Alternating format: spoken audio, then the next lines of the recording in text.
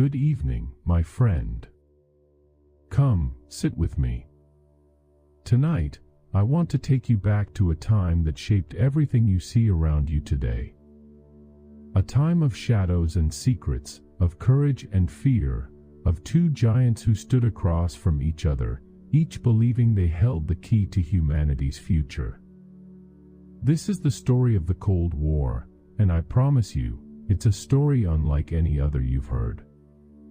Picture this with me. It's the summer of 1945. The guns of World War II have finally fallen silent. Europe lies in ruins. Millions have perished. Cities are rubble. But as the smoke clears, something unexpected happens. Two nations, once allies against Hitler's evil, now eye each other with growing suspicion and dread. On one side stands America, untouched by war on its own soil, its factories humming with prosperity, its economy booming like never before. And they possess something terrifying, something that changes everything, the atomic bomb.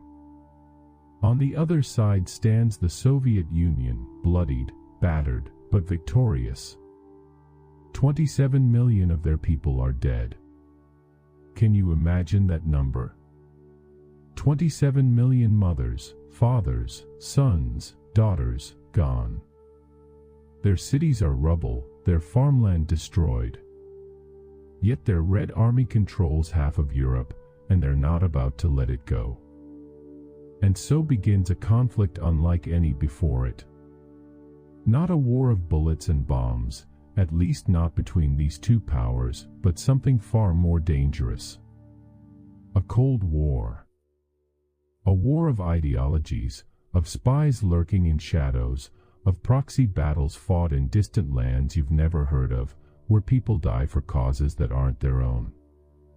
A war where one wrong move, one miscalculation, one trembling finger on a button could end civilization itself. In the spring of 1946, an old British bulldog named Winston Churchill stepped up to a podium in a small American town called Fulton, Missouri. The words he spoke that day would echo through history. From Stettin in the Baltic to Trieste in the Adriatic, he declared, his voice heavy with foreboding, an iron curtain has descended across the continent. An iron curtain. Half of Europe was disappearing behind it, and the world could only watch. In Washington, American leaders watched with alarm and growing anger. This wasn't what they'd fought for. They'd imagined a world of cooperation, of democracy spreading like spring flowers, of nations rebuilding together in peace. Instead, they saw Joseph Stalin, the Soviet dictator with his mustache and his pipe, installing puppet governments across Eastern Europe like a chess master positioning his pieces. Poland, Romania, Hungary, Bulgaria, one by one, they fell under communist control. Elections were rigged. Opposition leaders disappeared in the night. To American eyes, Stalin was simply replacing Hitler's empire with his own, trading one tyrant for another. But in Moscow, the view was entirely different. You see, Stalin looked at a map and saw something Americans couldn't see because they'd never experienced it. He saw invasion routes. Twice in his lifetime, armies had poured through those routes, bringing death and destruction to Russian soil. Napoleon had come that way, burning Moscow in 1812.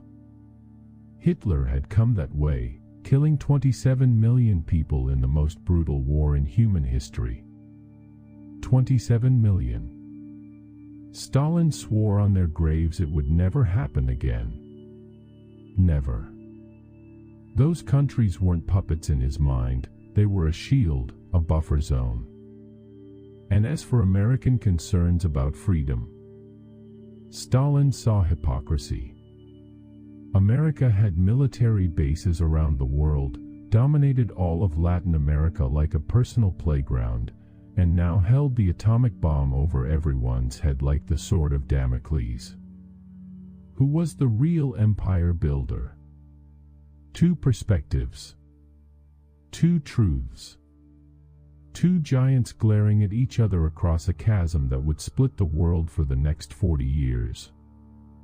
Now let me tell you about a moment when America made a choice that would change everything. It's early 1947, and urgent cables arrive in Washington from across the Atlantic. Greece is in chaos, my friend. Communist rebels, backed by Yugoslavia and quietly supported by Moscow, are fighting to overthrow the government. Blood is flowing in Greek streets. Next door in Turkey, Stalin is demanding control of the vital Dardanelles Straits, the gateway between the Black Sea and the Mediterranean. And Britain, exhausted and bankrupt from fighting Hitler, sends a shocking message that changes everything: we can't help anymore. The Mediterranean is yours now. Good luck. President Harry Truman sits in the Oval Office, wrestling with the most important decision of his life. For a century and a half, America had stayed out of European power games. George Washington himself had warned in his farewell address against foreign entanglements. But Truman looks at the map spread before him and sees dominoes beginning to fall. If Greece goes communist, what about Turkey? If Turkey falls, what about the Middle East and all that oil? If the Middle East becomes unstable, what about Western Europe, still struggling to rebuild from the war's devastation? On March 12, 1947, Truman walks into Congress and delivers a speech that will echo through history, changing American foreign policy forever. America, he declares with steel in his voice, must support free peoples everywhere resisting subjugation by armed minorities or outside pressures. It sounds noble, almost heroic. He asks for $400 million for Greece and Turkey, a fortune in those days. But it means something much bigger than money. America is now the world's policeman, committed to fighting communism anywhere and everywhere it appears. In Moscow, Stalin hears about the Truman Doctrine and smiles that grim, knowing smile of his. There it is, he thinks. The mask has slipped. Proof that the capitalists won't let socialism succeed anywhere. They'll interfere in every country, call it defending freedom, and crush any movement toward equality and justice. The Americans are establishing a pattern that will define the next half-century. Any movement toward socialism, no matter how popular or democratic, will be labeled a Soviet conspiracy and targeted for destruction. 3 months later, something extraordinary happens that shows you just how serious America is. Secretary of State George Marshall stands before a Harvard University audience and announces a plan so ambitious, so generous, that it seems almost unbelievable. America will help rebuild Europe. Not just its allies, everyone. $13 billion. Can you imagine? Factories, farms, roads, bridges, hospitals, schools. The Marshall Plan, they call it, and it's the most generous act by a victor nation in the history of warfare. To Americans, it makes perfect sense. You see, desperate people make desperate choices. Hungry, unemployed Europeans might turn to communism out of sheer desperation, their stomachs growling louder than their principles. But prosperous people, people with full bellies and steady jobs and hope for the future, they'll choose freedom and democracy every time. Plus, and this is the genius of it, rebuilt European economies mean markets for American goods. It's smart policy, it's compassionate, and it's enlightened self-interest all wrapped together in one beautiful package.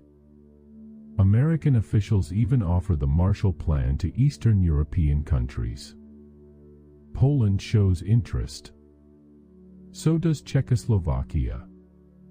For a brief, shining moment, it seems like maybe, just maybe, the divide can be bridged. But then Stalin acts swiftly and decisively. He summons the Polish and Czech leaders to Moscow and makes his position absolutely clear: no Marshall Plan money. Not one single cent. And if you take it anyway, well, remember what happened to those who defied me before. Why? You might ask. In Stalin's eyes, the Marshall Plan is a brilliant trap. America wants to buy Europe's loyalty, make nations dependent on American goodwill and American dollars. Accept this money, and you accept American economic control, American political influence, American capitalism creeping into your society like a disease. It's imperialism dressed up as charity, colonialism wearing a friendly smile.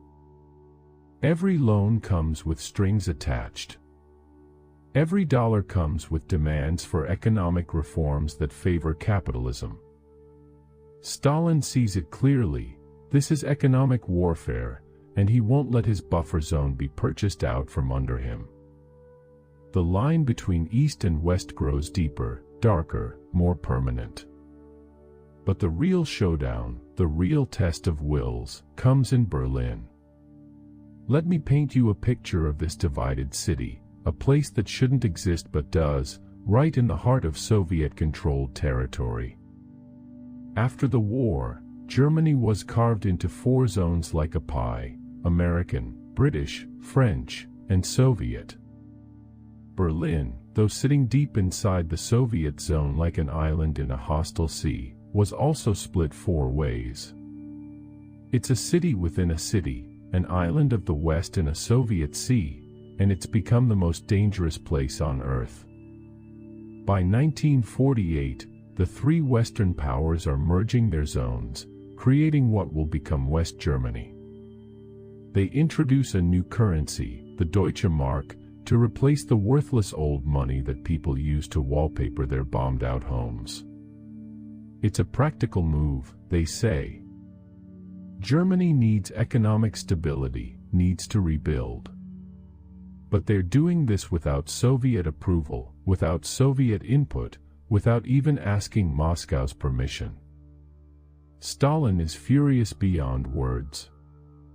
This isn't what was agreed at Potsdam, where the victorious Allies carved up Germany's corpse. The Allies were supposed to treat Germany as one economic unit, not split it apart like this. The Americans, British, and French are creating a separate German state right on his doorstep, and worse, much worse, they're planning to rearm it, to make it part of their anti-Soviet alliance. Stalin sees ghosts everywhere he looks. German armies have invaded Russia twice in 30 years. Twice. Millions dead each time. Cities destroyed. Families annihilated. And now the West wants to resurrect German military power. It's madness. It's a dagger aimed at his heart. On June 24, 1948, Stalin makes his move. Soviet forces block every road, every railway line, every canal leading into West Berlin. 2 million people, cut off from food, from coal, from medicine, from everything. Stalin calculates that the West has 3 choices: abandon Berlin and look weak, accept Soviet terms for a unified Germany under conditions favorable to Moscow, or start World War III. Surely they won't fight over one city. Surely they'll see reason and back down. But Stalin miscalculates badly. The Americans don't abandon Berlin. They don't start a war. Instead, they do something remarkable, something that shows you the power of determination and technology combined. The Berlin airlift begins, and my friend, it's a sight to behold.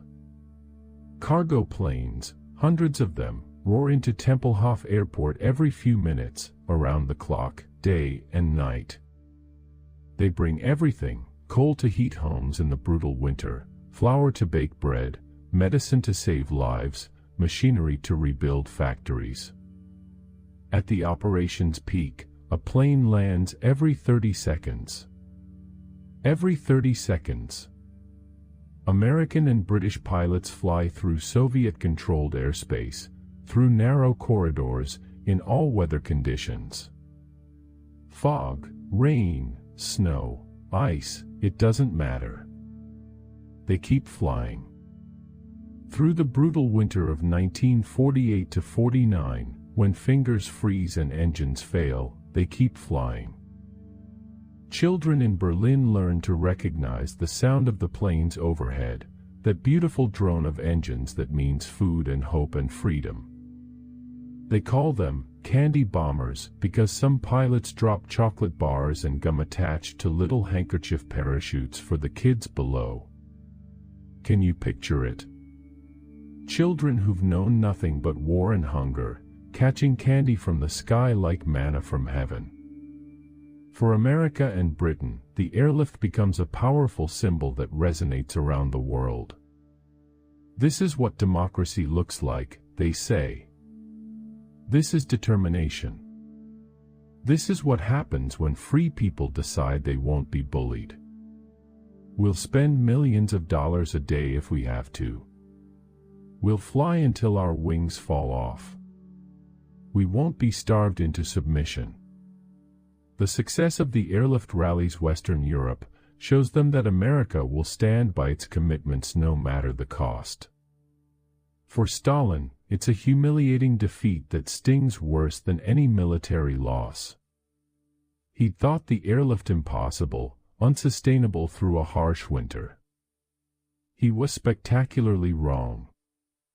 After nearly a year of this aerial ballet, in May 1949, he quietly lifts the blockade without ceremony or explanation. But the damage is done. His gambit has backfired in the worst possible way. The crisis has accelerated the very thing he feared most, the creation of West Germany as a separate, Western-aligned state. Berlin remains divided. Germany remains divided. And the Cold War grows colder still.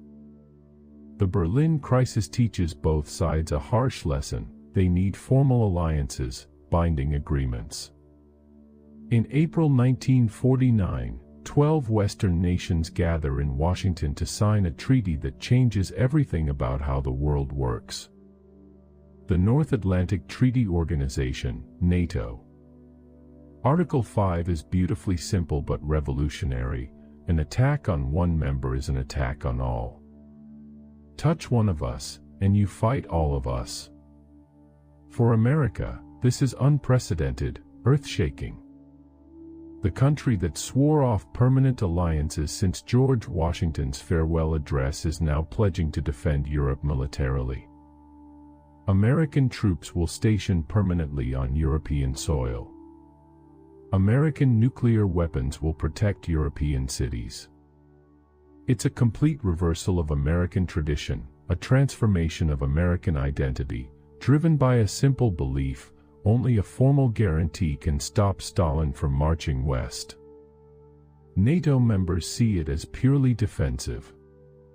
We're not threatening anyone, they insist. We're simply promising to help each other if attacked. The Soviet Union has massive conventional forces, millions of soldiers. NATO evens the odds, creates deterrence, draws a line in the sand that Stalin won't dare cross. But from Moscow's perspective, NATO is an aggressive military alliance aimed squarely at destroying the Soviet Union. American bombers, armed with atomic weapons that can turn cities into ash, are now stationed in Britain, in West Germany, in Turkey, right on Soviet borders. The capitalist powers are encircling the socialist world, preparing for war, tightening the noose. Stalin points to NATO as proof of Western aggression, justification for tightening his grip on Eastern Europe even more. In response, he creates his own alliance, the Warsaw Pact. Now there are two armed camps, two military blocs, staring at each other across the Iron Curtain like gunslingers in a western. Europe is a powder keg, and everyone's holding matches, and nobody knows what will happen if someone strikes one. While Europe divides itself with walls and treaties, something monumental happens in Asia that sends shockwaves around the world. In 1949, after years of brutal civil war that killed millions, Mao Zedong stands in Beijing's Tiananmen Square and proclaims the People's Republic of China. The world's most populous nation, home to nearly a quarter of humanity, has gone communist. China is red. In America, the reaction is shock, anger, and political panic. How did we lose China? That's what everyone's asking, demanding answers. China was supposed to be America's ally in Asia, a grateful friend saved from Japanese imperialism. Now it's in communist hands. Politicians scramble to assign blame like rats fleeing a sinking ship. Was it incompetence? Was it betrayal? Some even suggest, in dark whispers and congressional hearings, that communist spies in the U.S. government deliberately undermined support for Chiang Kai-shek's nationalists. This fear and paranoia will fuel McCarthyism in the years ahead, ruining careers and lives. American strategists look at the map and see a nightmare scenario unfolding like a horror movie. The Soviet Union controls Eastern Europe. Communist China controls the world's largest population. Together, they represent a massive socialist bloc stretching from Berlin to Beijing, from the Baltic to the Pacific. Are they coordinating? Planning global communist expansion together? Sharing strategies to bring down capitalism? It certainly looks that way from Washington. The truth, as always, is more complicated and messier. Stalin's relationship with Mao is prickly at best, hostile at worst. Stalin didn't fully support Mao's revolution and kept ties with the nationalists longer than Mao liked, hedging his bets. Mao remembers these slights and won't forget them. But in February 1950, Stalin and Mao sign a friendship treaty with great ceremony. To the outside world, it looks like a unified communist monolith, a red tide sweeping across Eurasia. In reality, Mao is no one's puppet. He's fiercely independent, with his own vision of communism that often contradicts Moscow's version. But China desperately needs Soviet help, technology, advisors, industrial equipment, weapons. So Mao accepts Soviet aid while maintaining Chinese autonomy, playing a careful game. The Sino-Soviet alliance looks strong from outside, like an unbreakable bond, but cracks already exist beneath the surface, hairline fractures that will widen into chasms in time.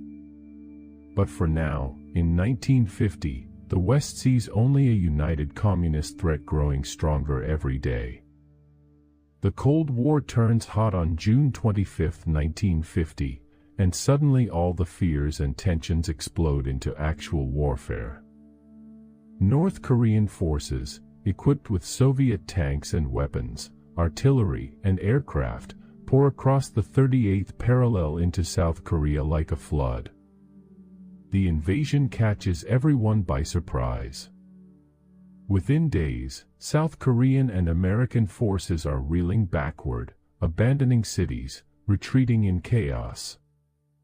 Korea had been divided after World War II, just like Germany, another temporary division that hardened into permanent partition.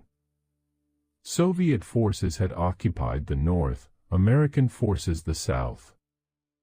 The division was supposed to be temporary, just until elections could be held. but it hardened into two separate states, two different worlds. North Korea, led by Kim Il-sung, was communist, aligned with Moscow and Beijing. South Korea, led by Syngman Rhee, was anti-communist, backed by America. And now the North was trying to reunify the peninsula by force, by blood and steel. For President Truman and American leaders, this is the clearest possible test of American resolve and credibility. If aggression succeeds in Korea, where will it happen next? Taiwan, the Philippines, Japan, Southeast Asia, Europe. The Truman Doctrine said America would resist communist expansion anywhere in the world. Now it's time to prove those weren't just words but iron commitments. Truman immediately commits American forces, operating under a United Nations mandate that gives the intervention international legitimacy. The Soviets could have vetoed this at the UN, but they're boycotting the Security Council over a different issue, a mistake they'll regret bitterly. From the American perspective, this isn't just about Korea, some distant peninsula most Americans couldn't find on a map. It's about credibility, about deterrence, about stopping the dominoes from falling. If free nations see America won't defend them, they might cut deals with Moscow, accommodate communist demands, abandon democracy out of fear. The entire post-war order hangs in the balance. But from the North Korean and Soviet perspective, the situation looks completely different. Korea was one country, one people, artificially divided by foreign powers who had no right to split it. Kim Il-sung believes he's liberating the South from an American puppet dictator, reunifying his homeland. Stalin approves the invasion cautiously, providing equipment and advisors but avoiding direct Soviet involvement that might trigger war with America. He sees an opportunity to expand communist influence while keeping Soviet hands relatively clean. The first months of the Korean War are chaotic and terrifying. North Korean forces drive deep into the south, pushing American and South Korean troops into a desperate perimeter around the port city of Pusan. For weeks, it looks like a complete disaster, like South Korea will be overrun entirely. Then, in September 1950, General Douglas MacArthur pulls off a masterstroke of military genius, a daring amphibious landing at Incheon, far behind enemy lines. It's brilliant, audacious, risky. The tides at Incheon are treacherous. The odds of success are slim. But MacArthur gambles and wins. North Korean supply lines are cut like a knife through rope. Their army is trapped. The tide turns completely and suddenly. UN forces chase the retreating North Koreans back across the 38th parallel, then keep going, driving north. MacArthur's goal is no longer just defending South Korea, it's destroying North Korea completely, reunifying the peninsula under a pro-Western government. MacArthur, old and confident and arrogant, assures President Truman that China won't intervene. He's certain, absolutely certain. The war will be over by Christmas, he promises. American boys will be home for the holidays. It's a catastrophic misjudgment, one of the worst in American military history. China watches American forces approaching its border with growing alarm and fury. From Beijing's perspective, this is an existential threat. The Americans aren't just defending South Korea, they're pursuing regime change, bringing their military right to China's doorstep. What's next? Will they attack China itself? Support Chiang Kai-shek's return from Taiwan? Bomb Chinese cities? Mao Zedong cannot, will not allow it. In October 1950, hundreds of thousands of Chinese soldiers, some estimates say 300,000, others say more, cross into North Korea under cover of darkness. They attack at night, using bugles and whistles to coordinate in the inky blackness, human waves crashing against UN positions. American forces are completely surprised, caught flat-foot. The Chinese come in waves, overwhelming positions through sheer numbers, accepting horrific casualties to achieve their objectives. In bitter winter conditions, temperatures dropping to 20 below zero, UN forces retreat in one of the most harrowing withdrawals in American military history. Soldiers freeze to death. Equipment fails in the cold. MacArthur's dream of victory becomes a nightmare of frozen retreats and desperate fighting. The Chinese intervention transforms the war completely. UN forces fall back, eventually stabilizing a front line near the original 38th parallel where this all started. And now a fierce debate erupts in Washington that threatens to tear the government apart. What do we do next? General MacArthur wants escalation, massive escalation. He advocates bombing Chinese bases in Manchuria, using nuclear weapons if necessary. There is no substitute for victory, he insists dramatically. Fighting a limited war with limited objectives is defeatist thinking, un-American. If China wants to fight, let's fight China properly, with everything we've got. Destroy their ability to wage war. Win. President Truman and his civilian advisors are horrified by this thinking. Attacking China directly might bring the Soviet Union into the war. Stalin has a treaty with Mao. Then you'd have World War III, possibly nuclear war, the end of civilization. America is also committed to rearming Europe, building NATO, containing communism globally. It can't afford unlimited war in Asia while facing threats in Europe. This has to be a limited war with limited objectives, restore South Korea's independence, nothing more, nothing less. The clash between MacArthur and Truman becomes public and ugly, played out in newspapers and congressional hearings. MacArthur criticizes administration policy openly, violates the chain of command, appeals directly to Republican congressmen over the president's head. Finally, in April 1951, Truman does something shocking that demonstrates the courage of his convictions. He fires MacArthur, one of America's most famous and popular generals, a living legend. It's a political firestorm. MacArthur returns home to a hero's welcome, ticker-tape parades, cheering crowds. But Truman has established a crucial principle, one of the most important in American democracy: civilian control over the military. The president, not generals, decides war policy. The military advises, but civilians decide. The war grinds on for 2 more bloody years.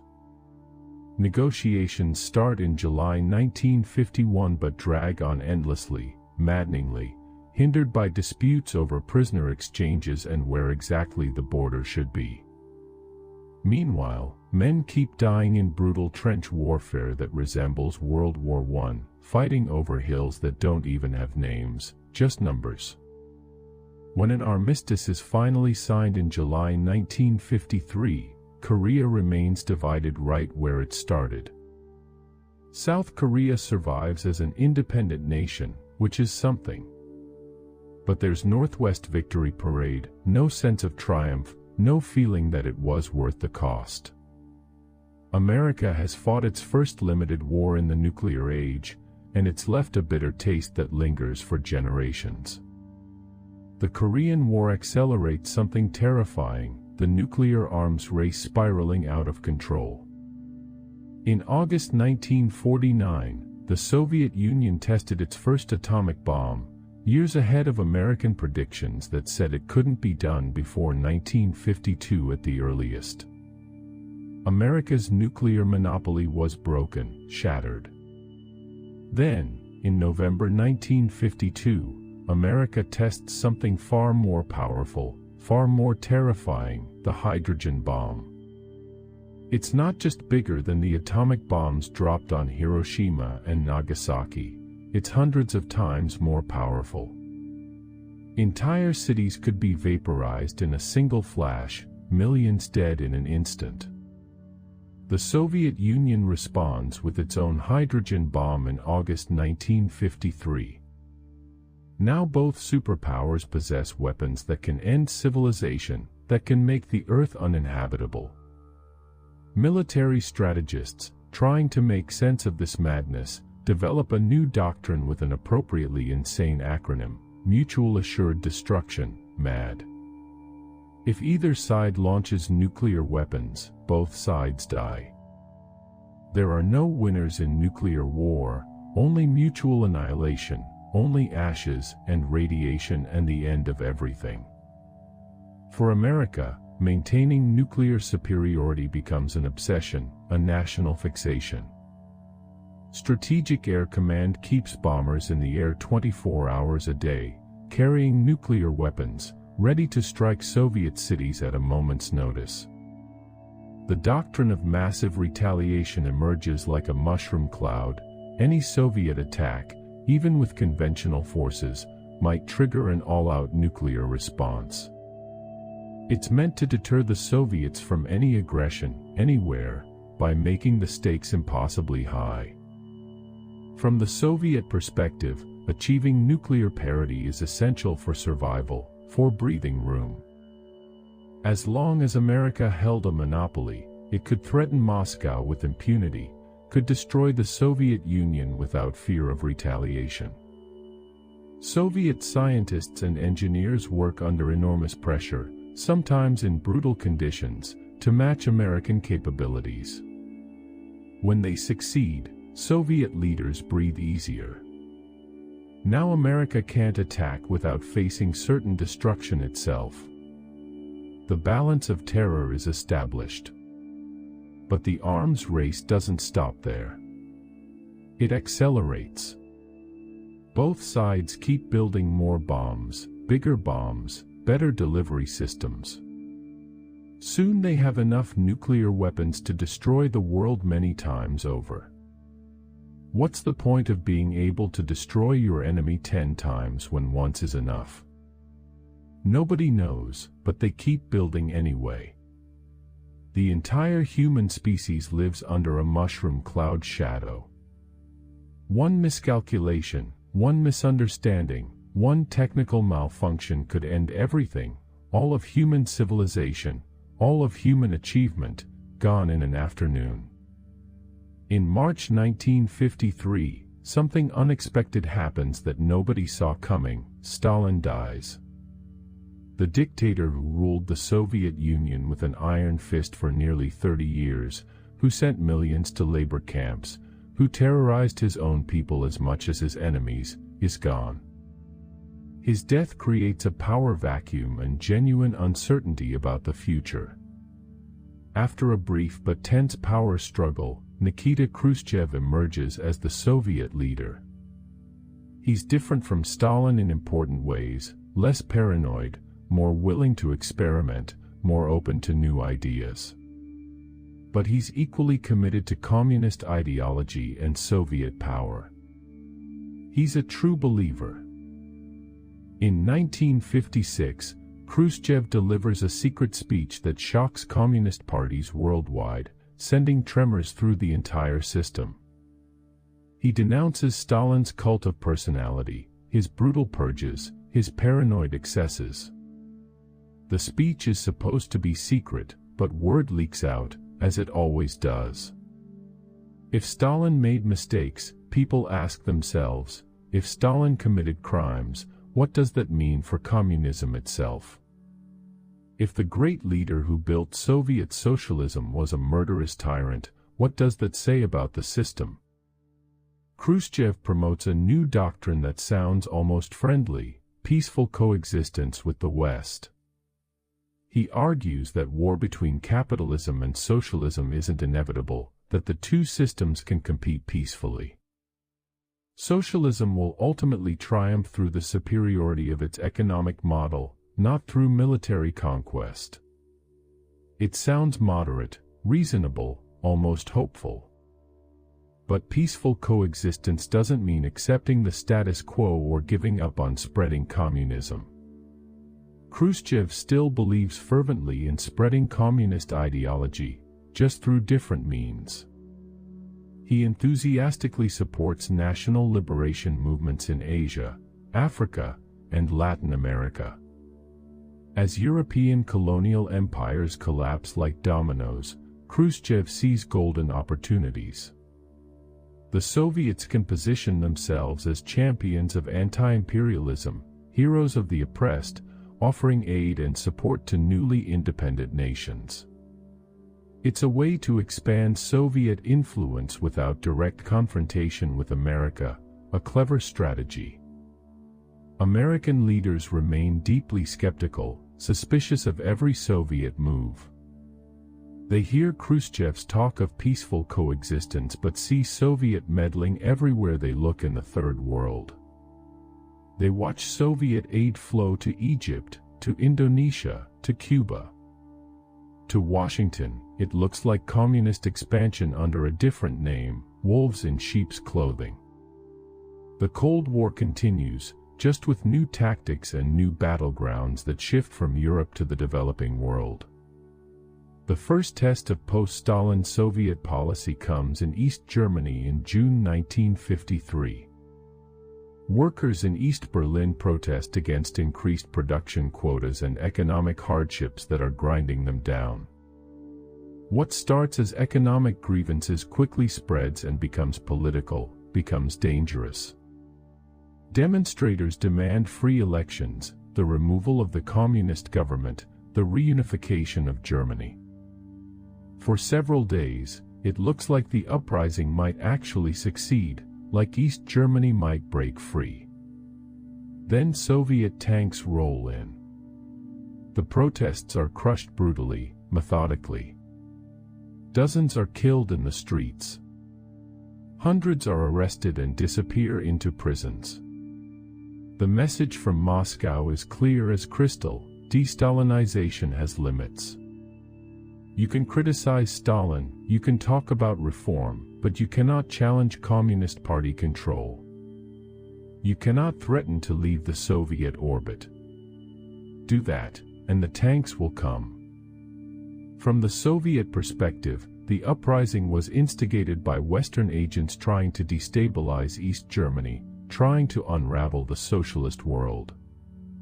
The harsh response was necessary, unavoidable, to preserve socialism and maintain the defensive buffer in Eastern Europe. Letting East Germany go would expose the Soviet Union to mortal danger. From the Western perspective, the brutal suppression confirms every dark suspicion about Soviet tyranny. The peoples of Eastern Europe are held captive by force, not by choice. East Germans don't support their communist government. They have to be kept in line with tanks and bullets. The United States provides vocal support for the protesters, strong words, and condemnation. But it takes no action to actually help them. This establishes a pattern that will repeat again and again: American rhetoric about liberating captive nations, but in practice, acceptance that Eastern Europe is in the Soviet sphere of influence. Direct intervention would risk nuclear war. Containment means preventing communist expansion into new areas, not rolling back Soviet control where it already exists. So America watches, protests diplomatically, and does nothing while people die in the streets. The people of Eastern Europe learn a hard lesson: they're on their own. In 1954, the Cold War comes to Southeast Asia in dramatic fashion, and it will have consequences nobody can yet imagine. For years, France has been fighting desperately to maintain its colonial empire in Indochina against growing opposition. Fighting against them is Ho Chi Minh, a communist and nationalist who wants Vietnamese independence above all else. The war goes badly for France, culminating in the Battle of Dien Bien Phu, where Vietnamese forces besiege and defeat a French army in one of colonialism's greatest defeats. France's colonial adventure is over, finished. The Geneva Conference of 1954 temporarily divides Vietnam at the 17th parallel, a line on a map that will soak up rivers of blood. Ho Chi Minh's communists control the north. A pro-Western government is established in the south under Ngo Dinh Diem. Elections are supposed to reunify the country within 2 years, allowing Vietnamese people to choose their own future. But those elections never happen. They're cancelled, postponed indefinitely. American intelligence suggests Ho Chi Minh would win easily in free elections. He's seen as the man who defeated the French, a national hero who drove out the colonizers. President Eisenhower articulates what becomes known as the domino theory. If Vietnam falls to communism, neighboring countries will follow like falling dominoes. Laos, Cambodia, Thailand, maybe even Indonesia and India. America can't let that happen, cannot afford to let that first domino fall. So the United States supports South Vietnam's refusal to hold the promised elections.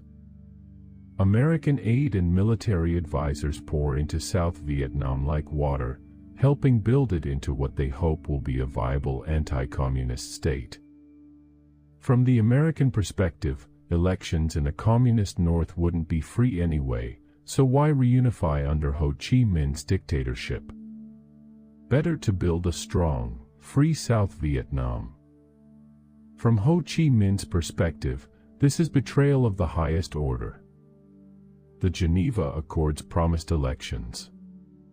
Vietnam fought for independence from French colonialism, and now America is preventing Vietnamese self-determination, blocking the will of the Vietnamese people. Ho Chi Minh is a nationalist as well as a communist. He fought the Japanese invaders, then the French colonizers. Now he'll fight the Americans if necessary. The seeds of the Vietnam War are planted in these broken promises, and they'll grow into a terrible harvest. The Cold War expands into the Middle East in 1956 in spectacular fashion. Egyptian leader Gamal Abdel Nasser emerges as a force to be reckoned with, a new kind of third world leader. He refuses to align firmly with either superpower, pursuing a neutralist course that infuriates both sides.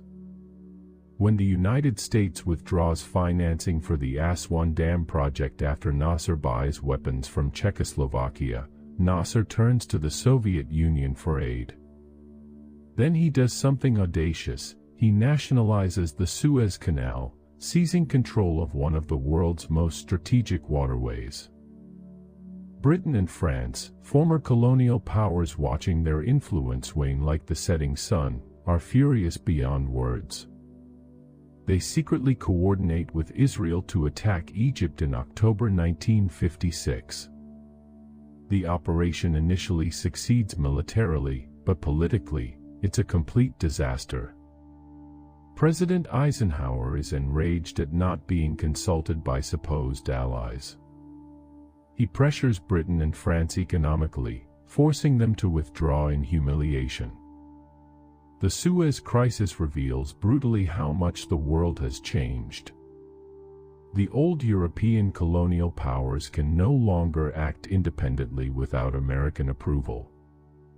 Britain and France learn a painful lesson about their diminished status, their fall from global dominance. For the Soviet Union, Suez is a golden opportunity served on a silver platter. Khrushchev positions the USSR as a champion of third world nationalism and anti-colonialism, the friend of oppressed peoples everywhere. Soviet aid begins flowing to Egypt and other Middle Eastern nations like a river. The region, with its vast oil reserves and strategic location, becomes a major Cold War battleground. Khrushchev sees the collapse of European colonialism as a historic opportunity to spread socialism without fighting the Americans directly. Newly independent nations in Africa and Asia are searching for development models, for paths to prosperity. Why not socialist ones? Soviet technical advisors, military aid, and economic assistance flow to countries seeking alternatives to Western capitalism. From the American perspective, this is communist expansion disguised as anti-imperialism, wolves in sheep's clothing. Moscow is trying to gain control of strategic resources and territories, encircling the West piece by piece. Every Soviet advisor in Africa, every Soviet submarine in the Mediterranean, every Soviet trade deal is a piece on the Cold War chessboard, a move in the global game.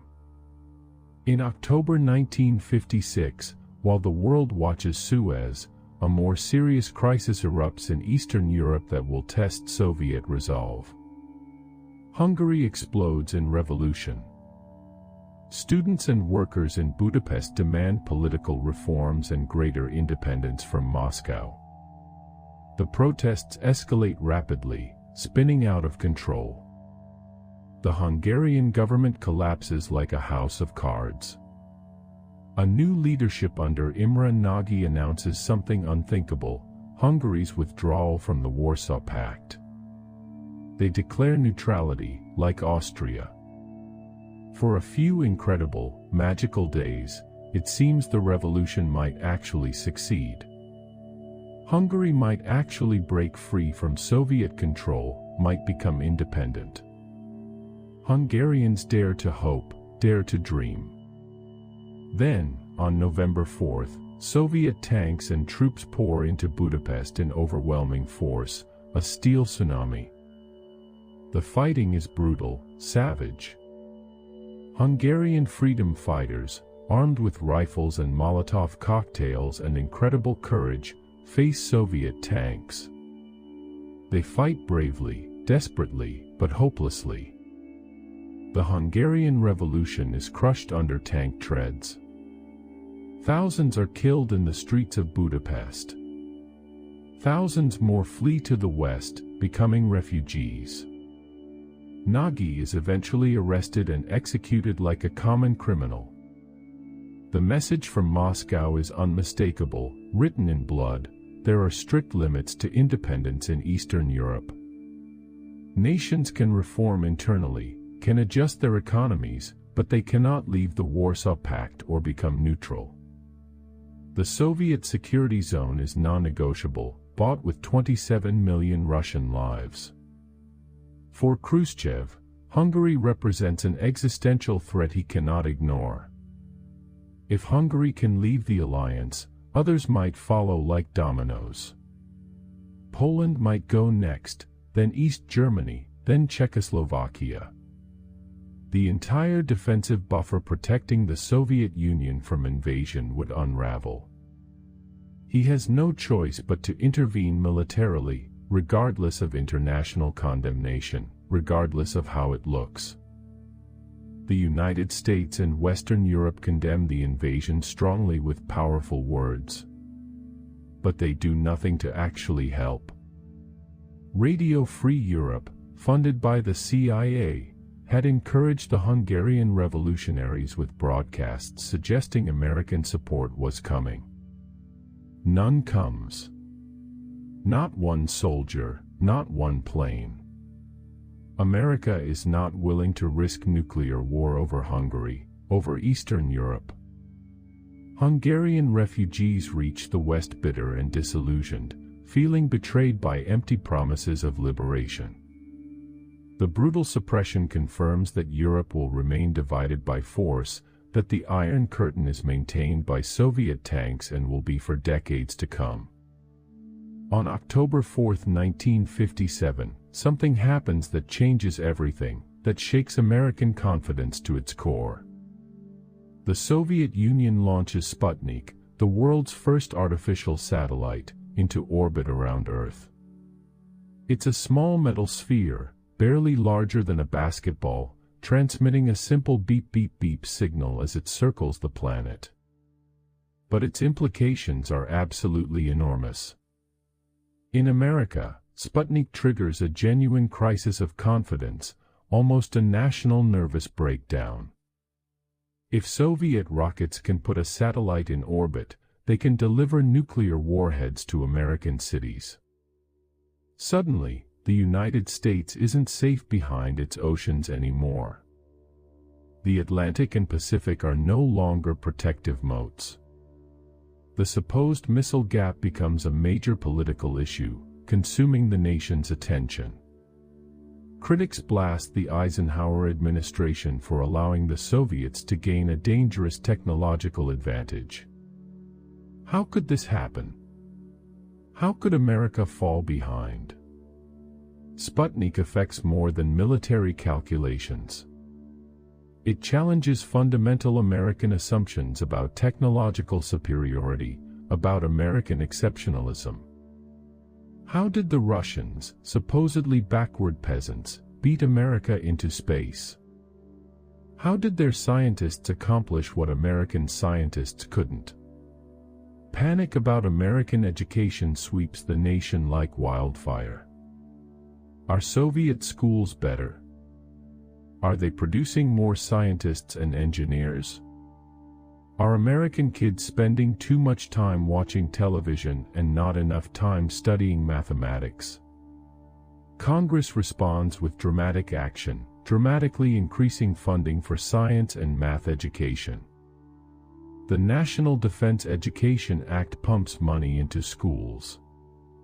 Universities expand their science programs. In 1958, NASA is created to coordinate America's space program, to catch up and surpass the Soviets.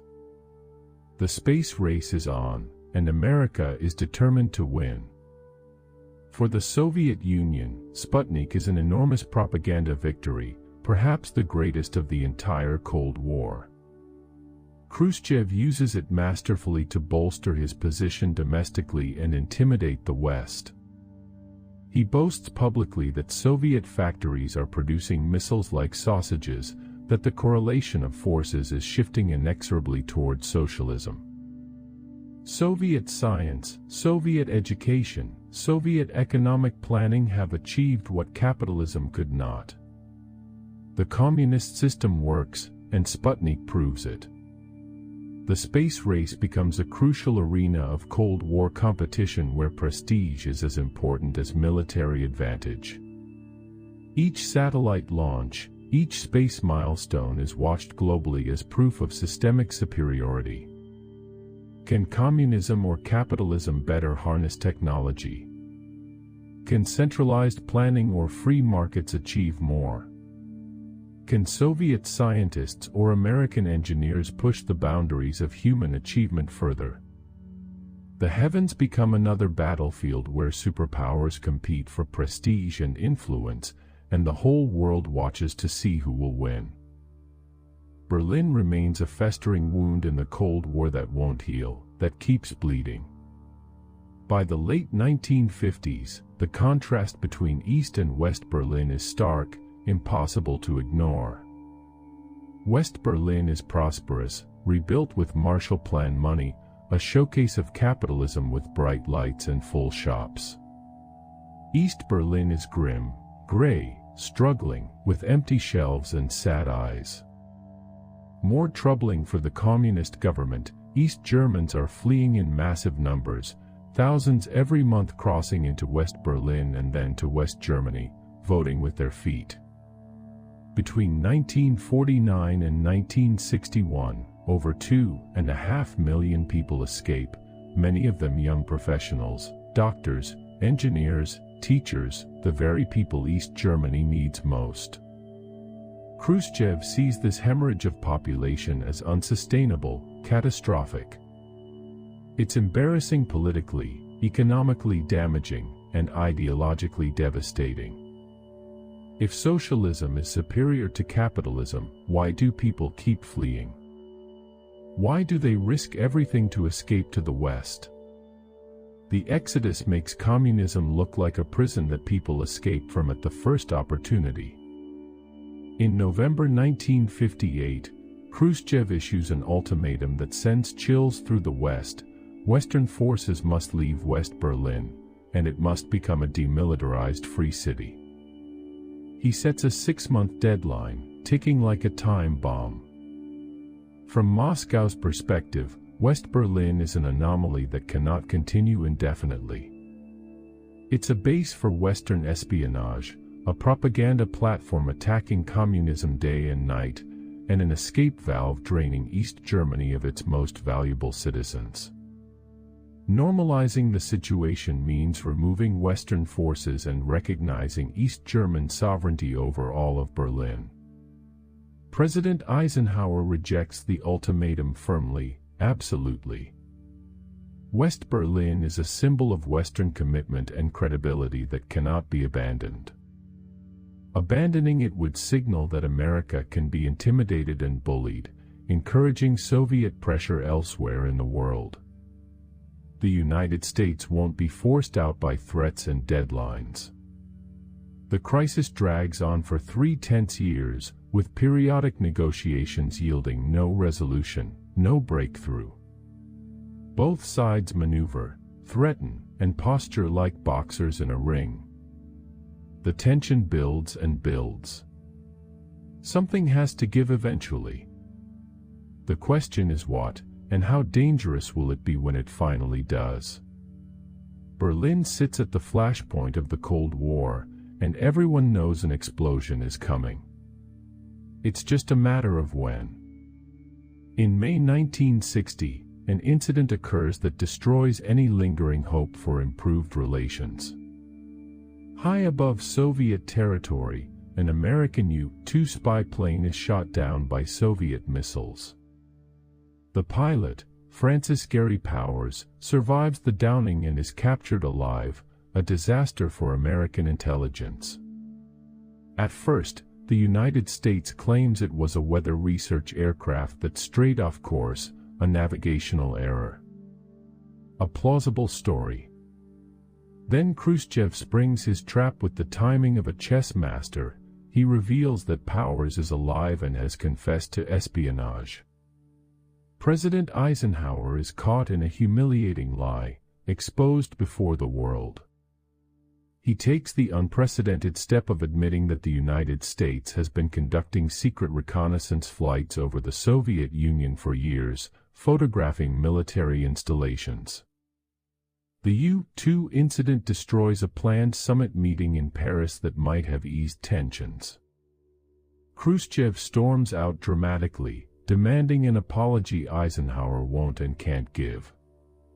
The final months of Eisenhower's presidency, which might have seen some progress toward détente, instead end in recrimination and heightened tension. From the American perspective, the U-2 flights were necessary intelligence gathering, essential for national security. Without them, how could America verify Soviet military capabilities? Khrushchev made boastful claims about Soviet missile production, about rockets rolling off assembly lines like cars.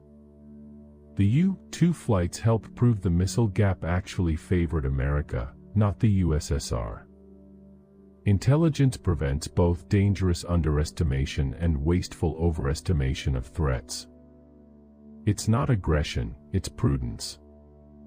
From the Soviet viewpoint, the flights were violations of sovereignty and acts of aggression, violations of international law.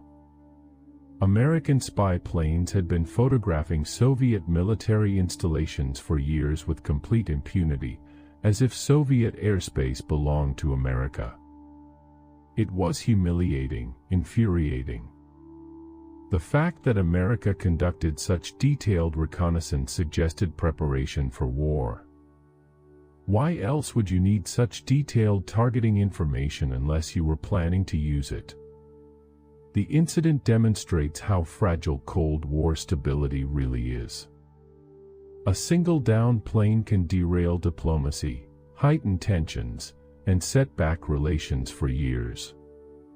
Trust between superpowers is virtually non-existent, and every misstep confirms the worst suspicions each side has about the other. In January 1961, a young, charismatic president takes office and the torch passes to a new generation. John F. Kennedy, at 43, is the youngest elected president in American history. He promises vigor, energy, new ideas. In his inaugural address, he delivers words that will echo through history.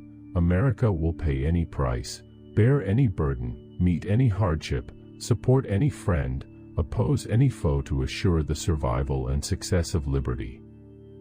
It's stirring rhetoric that makes hearts soar, rhetoric that suggests a more vigorous Cold War policy. Kennedy's first year brings humiliation that stings. In April 1961, a force of Cuban exiles, trained and equipped by the CIA in secret camps, attempts to invade Cuba at the Bay of Pigs. The goal is to overthrow Fidel Castro's communist government, to spark an uprising. The invasion is a complete fiasco from start to finish. The exiles are quickly defeated, captured, or killed. Kennedy is forced to publicly acknowledge American involvement, to admit failure before the world. From America's perspective, Castro's Cuba represents communist expansion into the Western Hemisphere, just 90 miles from Florida's coast. Castro nationalized American property worth billions, allied with the Soviet Union, and is actively supporting revolutionary movements throughout Latin America, trying to spread his revolution. The Kennedy administration believed Castro's government was unstable and unpopular, that it could be toppled with a small push from Cuban exiles who would inspire a popular uprising. The Bay of Pigs failure embarrasses the United States internationally and strengthens Castro's position domestically enormously. He uses the invasion to rally Cuban nationalism, to prove American aggression, to justify closer ties with the Soviet Union. Kennedy learns harsh lessons about trusting CIA and military planners, about the gap between what they promise and what they can deliver. From the Cuban and Soviet perspective, the invasion proves American imperialism and aggression in the starkest terms. Castro overthrew Batista, a corrupt dictator backed by America who turned Cuba into a playground for American gangsters. He's trying to build an independent nation where Cubans control their own destiny. The United States can't tolerate a successful revolution so close to its shores because it might inspire others throughout Latin America. Soviet leaders see the invasion as justification for protecting Cuba more actively, for sending weapons and advisors. In June 1961, Kennedy meets Khrushchev face-to-face for the first time at a summit in Vienna. The meeting doesn't go well at all.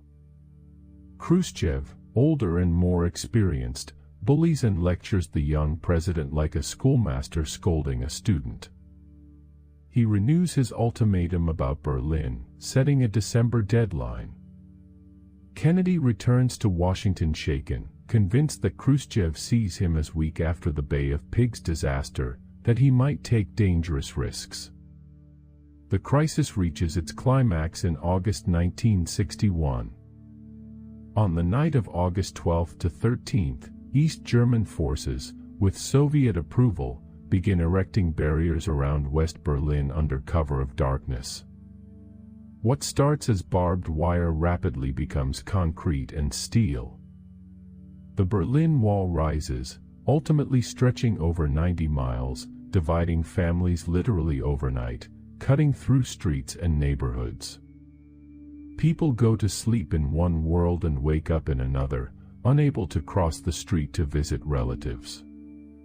The Berlin Wall becomes the Cold War's most powerful symbol, more eloquent than any speech or manifesto, a prison wall built not to keep invaders out but to keep people in. Images of families separated, of desperate people trying to escape, of guards shooting those who attempt to cross, horrify the world and appear on television screens everywhere. From the East German and Soviet perspective, the wall is a regrettable necessity to stop economic sabotage and population drain that's bleeding East Germany white. Western propaganda portrays it as a prison, but socialist governments see it as protection against Western subversion. The wall stabilizes East Germany by ending the refugee crisis. It's an ugly solution, an admission of failure, but from Moscow's view, a necessary one. From the Western perspective, the wall represents communism's moral bankruptcy in concrete and barbed wire. If socialism is superior, if the communist system works so well, why does it need walls to keep people from leaving? Why do people risk death to escape? The wall proves that the system survives only through force and imprisonment, that given a choice, people choose freedom. Kennedy privately feels some relief, though he can never say it publicly. Khrushchev chose to build a wall rather than expel Western forces from Berlin, avoiding a military confrontation neither side wanted. But publicly, Kennedy stands in solidarity with West Berliners. Ich bin ein Berliner, he will declare, and the wall becomes powerful anti-communist propaganda that the Soviets can never overcome. The wall will stand for 28 years, a monument to division, until the night it falls and the world changes forever. In October 1962, the Cold War brings humanity closer to annihilation than at any other time in history. American U-2 reconnaissance flights discover something that changes everything. The Soviet Union is secretly installing medium and intermediate-range ballistic missiles in Cuba, capable of striking most American cities within minutes with nuclear warheads. President Kennedy faces the most agonizing decision any leader can face. Some advisors urge immediate air strikes to destroy the missile sites before they're operational, followed by an invasion of Cuba to finish Castro once and for all. Others advocate a naval blockade, what Kennedy calls a quarantine to avoid the warlike connotations, to prevent further weapons shipments while demanding removal of existing missiles through diplomacy backed by the threat of force. From Washington's perspective, Soviet missiles in Cuba are absolutely intolerable, an existential threat. They dramatically shorten warning time for a nuclear attack from 30 minutes to 3 minutes. They represent a major shift in the strategic balance. Kennedy feels personally betrayed. Soviet officials, including Soviet Ambassador Anatoly Dobrinin, had personally assured him that only defensive weapons were being sent to Cuba. They lied to his face. On October 22, Kennedy reveals the missile's existence in a televised address that terrifies the nation. He announces the quarantine and demands missile removal. He warns in the gravest terms that any nuclear missile launched from Cuba will be treated as a Soviet attack on the United States, requiring full retaliation against the Soviet Union. It's the clearest nuclear threat ever made. From Moscow's viewpoint, the missiles are entirely justified, a reasonable response to American provocation. America has surrounded the Soviet Union with military bases in a threatening ring. American Jupiter missiles are stationed in Turkey, right on Soviet borders, able to strike Moscow in minutes. Why shouldn't the USSR do the same in Cuba? The missiles also protect Cuba from another invasion attempt, ensure Castro's survival. When Kennedy announces the quarantine, Khrushchev faces his own terrible choice: back down and look weak before the world, or push forward and risk nuclear war that will kill hundreds of millions. For 13 days in October 1962, the world holds its breath and waits for the end. Soviet ships steam toward the quarantine line, carrying more missiles. Will they turn back or will they cross? Nuclear forces on both sides move to the highest alert levels. Bombers are in the air, loaded with nuclear weapons. Submarine crews wait for launch orders. The doomsday clock ticks toward midnight. The Cuban Missile Crisis reaches its most dangerous moments in the final days when events threaten to spiral beyond anyone's control. On October 27th, Black Saturday, they'll call it later, an American U-2 is shot down over Cuba by a Soviet surface-to-air missile. The pilot, Major Rudolph Anderson, is killed. Kennedy's military advisors urge immediate retaliation. This is the provocation that justifies airstrikes. The machinery of war is starting to move. Meanwhile, in the Atlantic, American destroyers corner a Soviet submarine that's been trailing their ships. The submarine captain, unable to communicate with Moscow, not knowing if war has already started, considers launching a nuclear torpedo. The submarine has nuclear weapons. One torpedo could vaporize an entire American carrier group. Only the objection of another officer, Vasily Arkhipov, prevents the launch. The world comes within one man's decision of nuclear war, and most people don't even know it's happening. Both Kennedy and Khrushchev realize with growing horror that they're losing control of events. Too many weapons, too many men with their fingers on triggers, too many possibilities for miscalculation and accident. On October 28th, Khrushchev blinks first. He announces over Radio Moscow that Soviet missiles will be removed from Cuba. In exchange, America promises not to invade Cuba and, in a secret understanding that won't be revealed for years, agrees to quietly remove American missiles from Turkey several months later. Both leaders claim victory publicly. Khrushchev says he saved Cuba from invasion and forced America to remove its missiles from Turkey. Kennedy says he faced down Soviet aggression and forced the missiles out of Cuba. But privately, both men are profoundly shaken by how close they came to ending the world. They've looked into the abyss and seen nuclear fire, and it's terrified them. The Cuban Missile Crisis leads to concrete changes that might prevent the next crisis from going so wrong. A direct hotline is installed between Washington and Moscow, a way for leaders to communicate quickly during future crises rather than waiting for formal diplomatic channels. It reinforces both superpowers' unspoken commitment to avoiding direct military confrontation. They can compete globally, support proxies, engage in espionage and propaganda, wage economic warfare, but they cannot risk direct confrontation that might escalate to nuclear war again. From this terror comes a degree of caution, a recognition of limits, an unspoken understanding that some lines must not be crossed. The Cold War will continue for another 27 years, but always in the shadow of those 13 days in October when humanity held its breath and survived by the slimmest margin. The aftermath of the Cuban crisis brings a slight thaw in the freezing Cold War, a brief warming.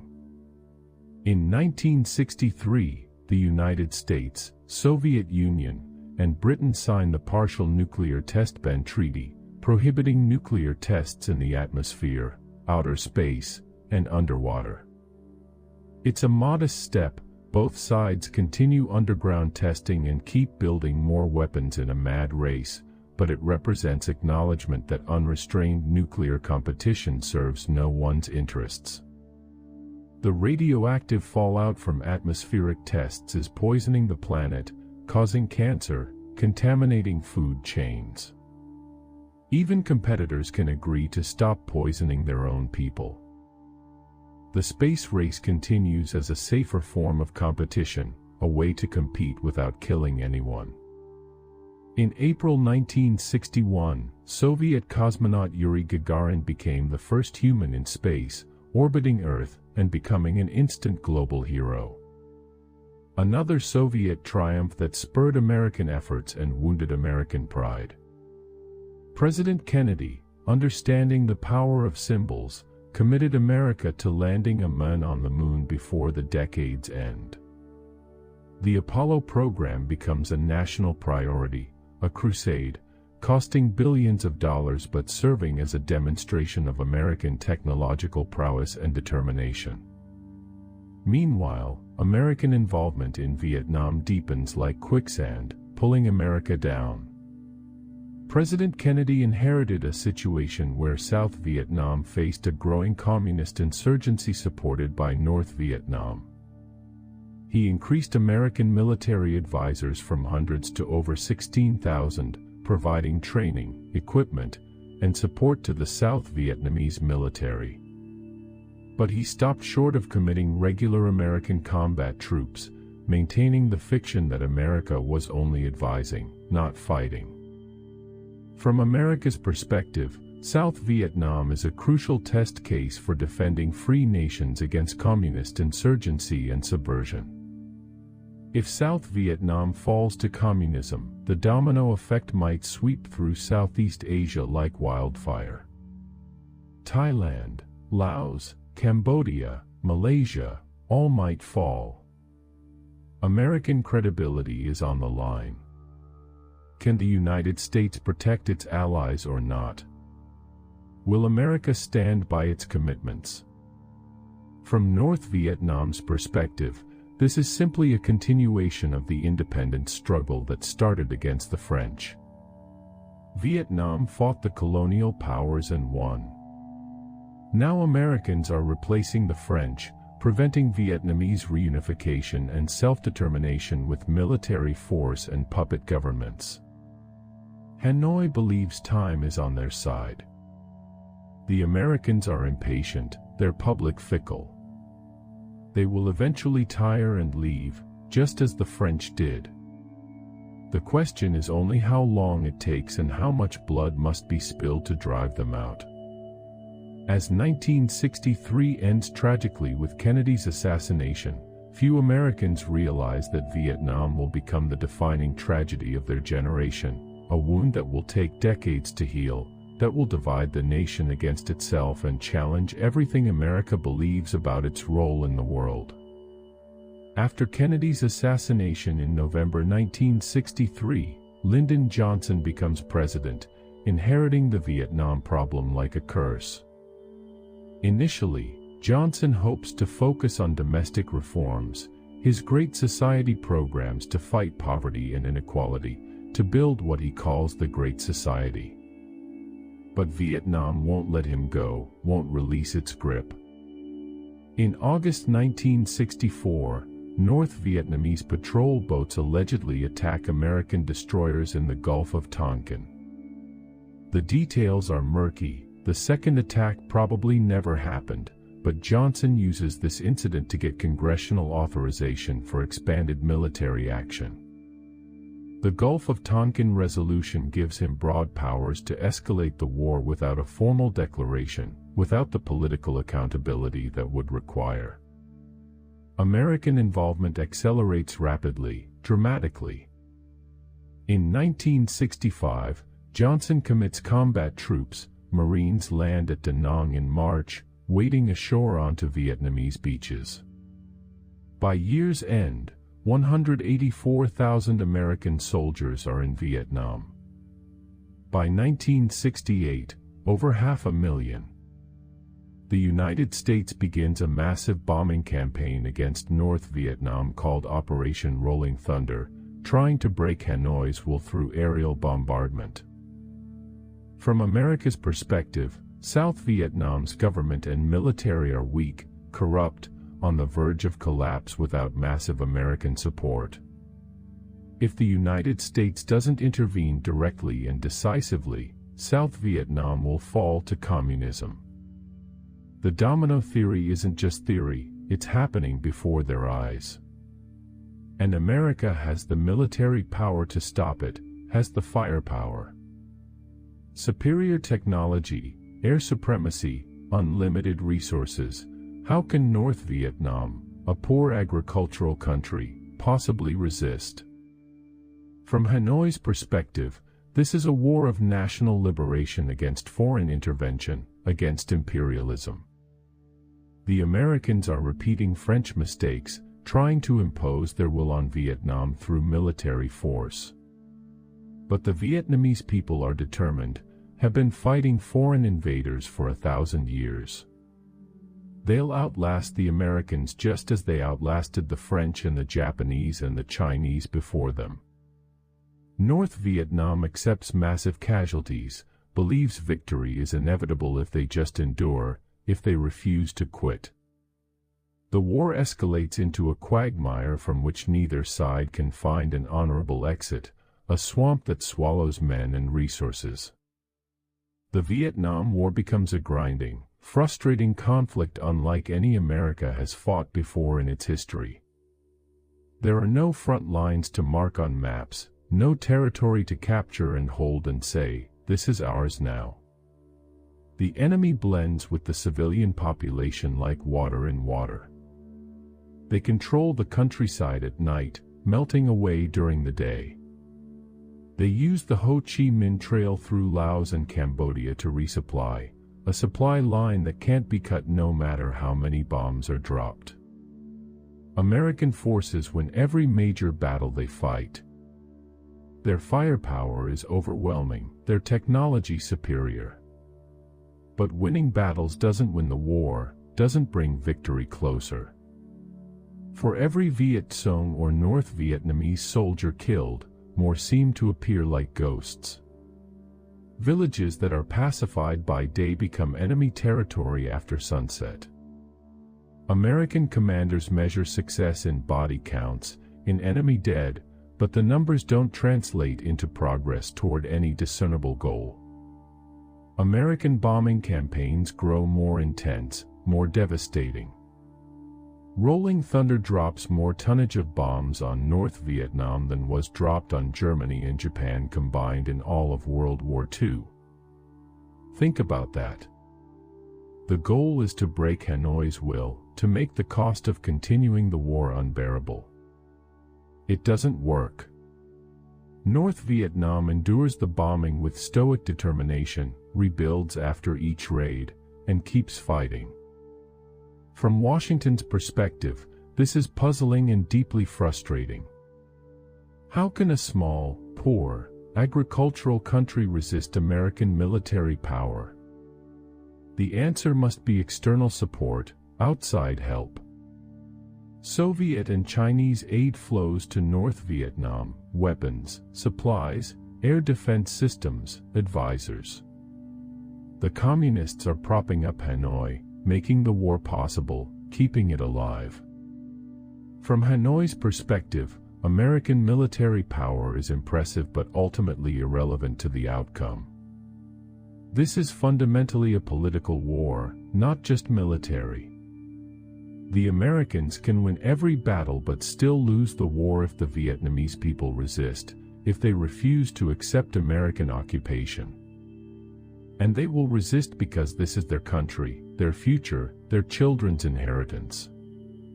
North Vietnam accepts horrific casualties, hundreds of thousands dead, knowing that American public opinion will eventually turn against an endless, seemingly unwinnable war. By 1967, cracks are appearing in American resolve like fissures in a dam. Protests grow larger, more militant. Questions multiply. What are we fighting for? Can we win? Is it worth the cost? The war that seemed noble and necessary in 1965 looks increasingly like a mistake, a quagmire, a tragedy. While America struggles and bleeds in Vietnam, China undergoes its own convulsion that will reshape Asian politics. In 1966, Mao Zedong launches the Cultural Revolution, a radical campaign to purify Chinese communism and strengthen his personal control. Red Guards, fanatical young people, teenagers mostly, attack anyone considered insufficiently revolutionary. Teachers, intellectuals, party officials, anyone with connections to the old society becomes a target for violence and humiliation. The Cultural Revolution throws China into chaos. Schools close and students become revolutionaries. Factories shut down as workers denounce managers. Ancient cultural treasures are destroyed as symbols of the old society. Millions are persecuted, sent to labor camps in remote regions, or killed outright. It's madness on a massive scale, a country devouring itself, driven by Mao's paranoia and desire to maintain revolutionary fervor. For the Soviet Union, watching from the north, the Cultural Revolution is troubling and dangerous. The Sino-Soviet split, which began in the late 1950s over ideological and strategic differences, now becomes a complete rupture, an irreparable break. Mao denounces Soviet leaders as revisionists who betrayed true communism, who sold out to capitalism. Border clashes erupt along the Sino-Soviet frontier in 1969, bringing two nuclear-armed communist powers to the brink of war with each other. For the United States, watching from across the Pacific, the Sino-Soviet split is initially confusing, then strategically significant. The supposedly monolithic communist bloc is fracturing, breaking apart. China and the Soviet Union hate each other more than either hates America. Can America exploit this division, play them against each other? This realization will eventually lead to dramatic shifts in Cold War alignments, to Nixon's opening to China. The Cultural Revolution demonstrates that the communist world isn't unified under Moscow's leadership. There are Chinese communists and Soviet communists, and their bitter enemies fighting over the true interpretation of Marx and Lenin. The dragon has two heads, and they're snapping at each other while the West watches with fascination. In 1968, hope briefly flickers in Czechoslovakia like a candle in the darkness. Alexander Dubček becomes the country's communist leader and launches reforms that seem too good to be true, loosening censorship, allowing limited democracy within the communist framework, opening discussions about economic reform. He calls it socialism with a human face, communism that doesn't crush people. The Prague Spring blooms with unexpected beauty. Czechoslovak citizens respond enthusiastically, joyfully. Newspapers publish criticism of the government without fear. Artists create freely. Political discussions flourish in cafes and universities. For several months, it seems like maybe, just maybe, communism can reform itself, can become less oppressive while remaining socialist, can have a human face. But in Moscow, Leonid Brezhnev and other Soviet leaders watch nervously with growing alarm. Dubček's reforms threaten Soviet control, threaten the entire system. If Czechoslovakia can liberalize, if it can create socialism with a human face, other Eastern European countries might demand the same. Poland might want it. East Germany might want it. The entire Soviet sphere of influence could unravel like a sweater when you pull one thread. Brezhnev articulates what becomes known as the Brezhnev Doctrine. The Soviet Union has the right, the duty even, to intervene in any socialist country when socialism itself is threatened. From Prague's perspective, the reforms are not anti-socialist at all. Dubček isn't trying to abandon communism or leave the Warsaw Pact or become capitalist. He's simply trying to make the system more humane, more efficient, more responsive to people's needs and desires. Czechoslovakia wants to chart its own path within socialism, wants to prove that communism doesn't have to be brutal and repressive. But from Moscow's perspective, that's precisely the danger, the threat. Once reforms start, where do they stop? How do you control them? Economic reforms lead to political reforms, which lead to demands for more freedom, which lead to questioning Communist Party control itself. Better to stop it now, crush it early, before it spreads like a virus. On the night of August 20, 1968, Warsaw-packed tanks and troops pour into Czechoslovakia like a flood. The invasion involves forces from the Soviet Union, Poland, East Germany, Hungary, and Bulgaria, everyone except Romania, which refuses to participate in this crime. It's a massive show of overwhelming force. Czechoslovak citizens respond with non-violent resistance that's brave and heartbreaking. They remove street signs to confuse invaders. They argue with soldiers, asking them questions. Why are you here? Who invited you? We don't want you. They surround tanks with flowers and peaceful protests. There's no armed resistance. Dubček orders the army not to fight, knowing it would be slaughter, knowing they can't win. The Prague Spring ends in tanks and tears. Dubček is arrested and taken to Moscow in disgrace. The reforms are reversed, rolled back. Censorship returns heavier than before. Gustav Husak replaces Dubček and presides over what he calls normalization, a euphemism for repression, for crushing any remaining hope. Thousands of Czechoslovaks flee to the west, becoming refugees. Those who remain learn to accept the harsh limits of Soviet tolerance, learn to keep their heads down and their mouths shut. For the Soviet Union, the invasion is necessary to preserve the socialist bloc, to maintain order. Brezhnev's message is crystal clear. Eastern European countries can have some autonomy, some breathing room, but there are firm limits you cannot cross. Challenge Communist Party control or threaten to leave the Soviet orbit, and the tanks will come rolling in. Count on it.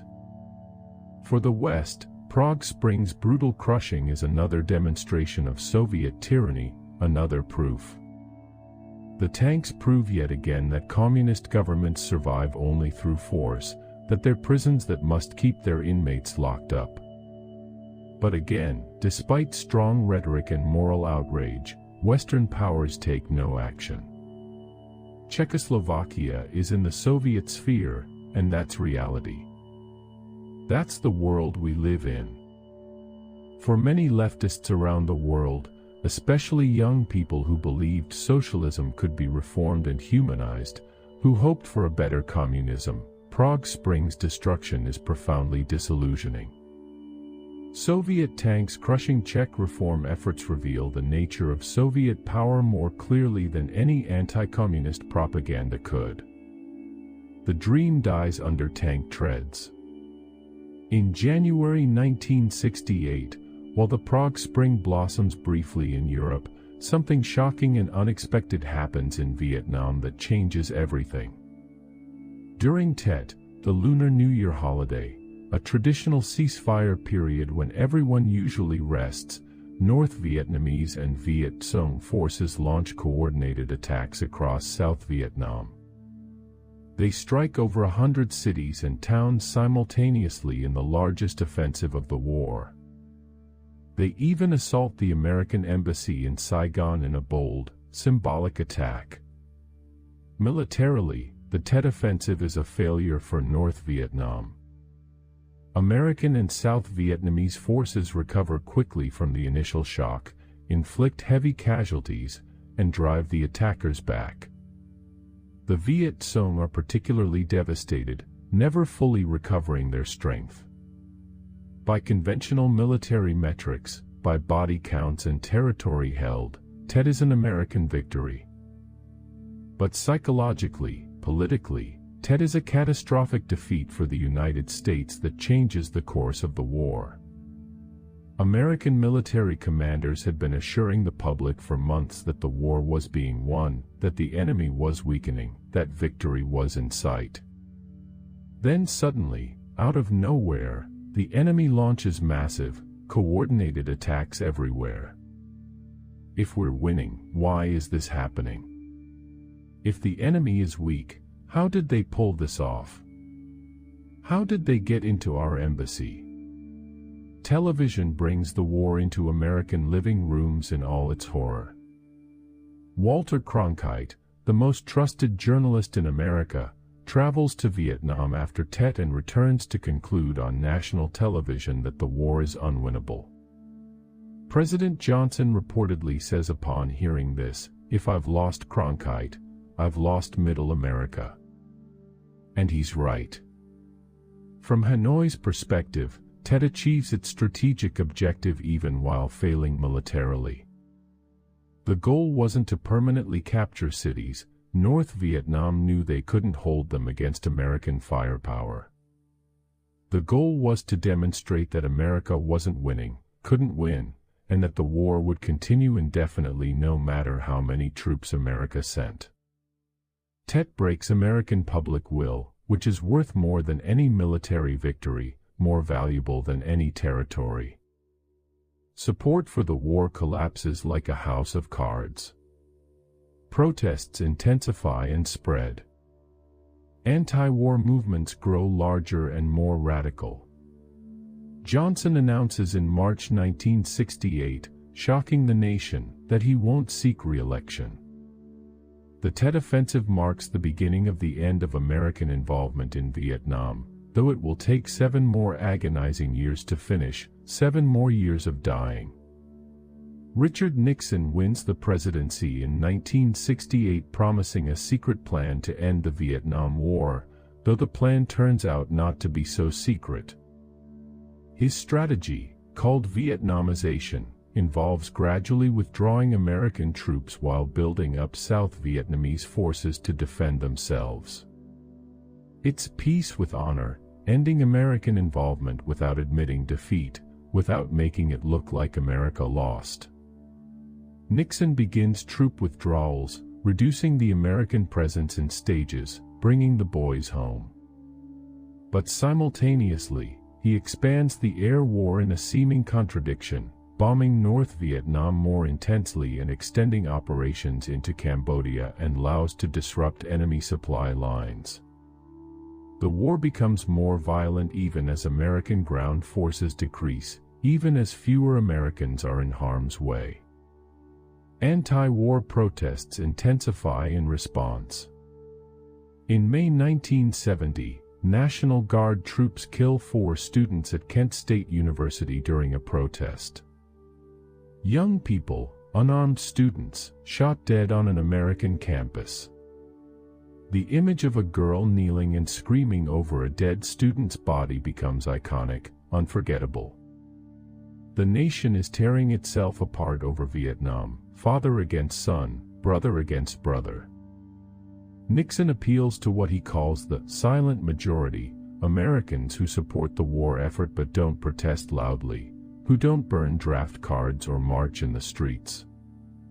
The strategy works politically, helping him win re-election in a landslide in 1972. But it doesn't end the war.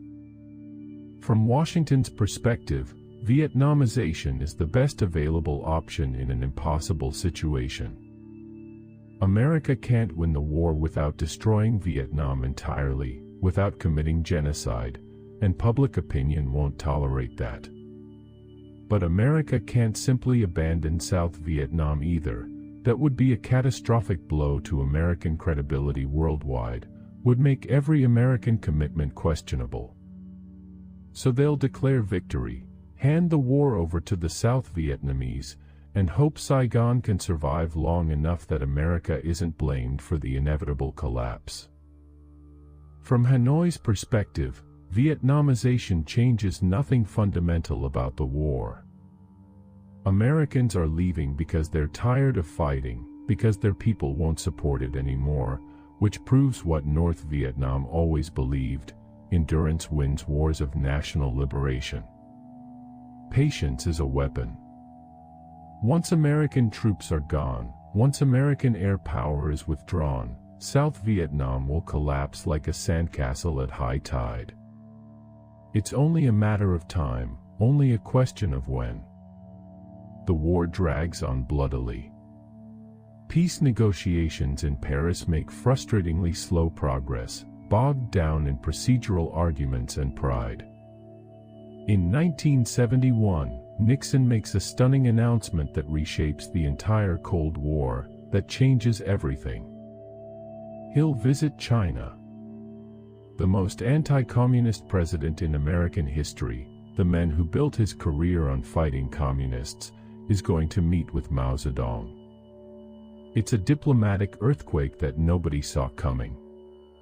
The Sino-Soviet split has created an opportunity that Nixon and his advisor Henry Kissinger are clever enough to exploit. China and the Soviet Union hate each other more than either hates the United States. The enemy of my enemy can be my friend, at least temporarily.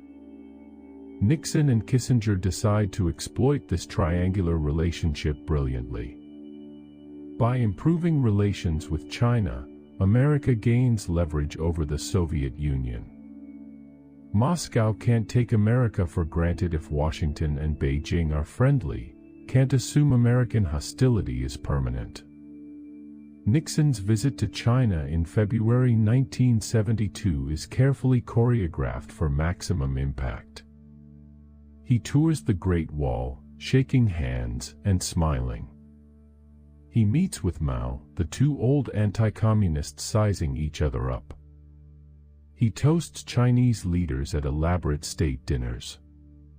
Substantive agreements are limited, mostly symbolic. But the symbolism is enormous, earth-shaking. The Cold War's alignments are shifting beneath everyone's feet. From America's perspective, rapprochement with China makes brilliant strategic sense. It isolates the Soviet Union diplomatically, forcing Moscow to worry about threats on two fronts, European and Asian.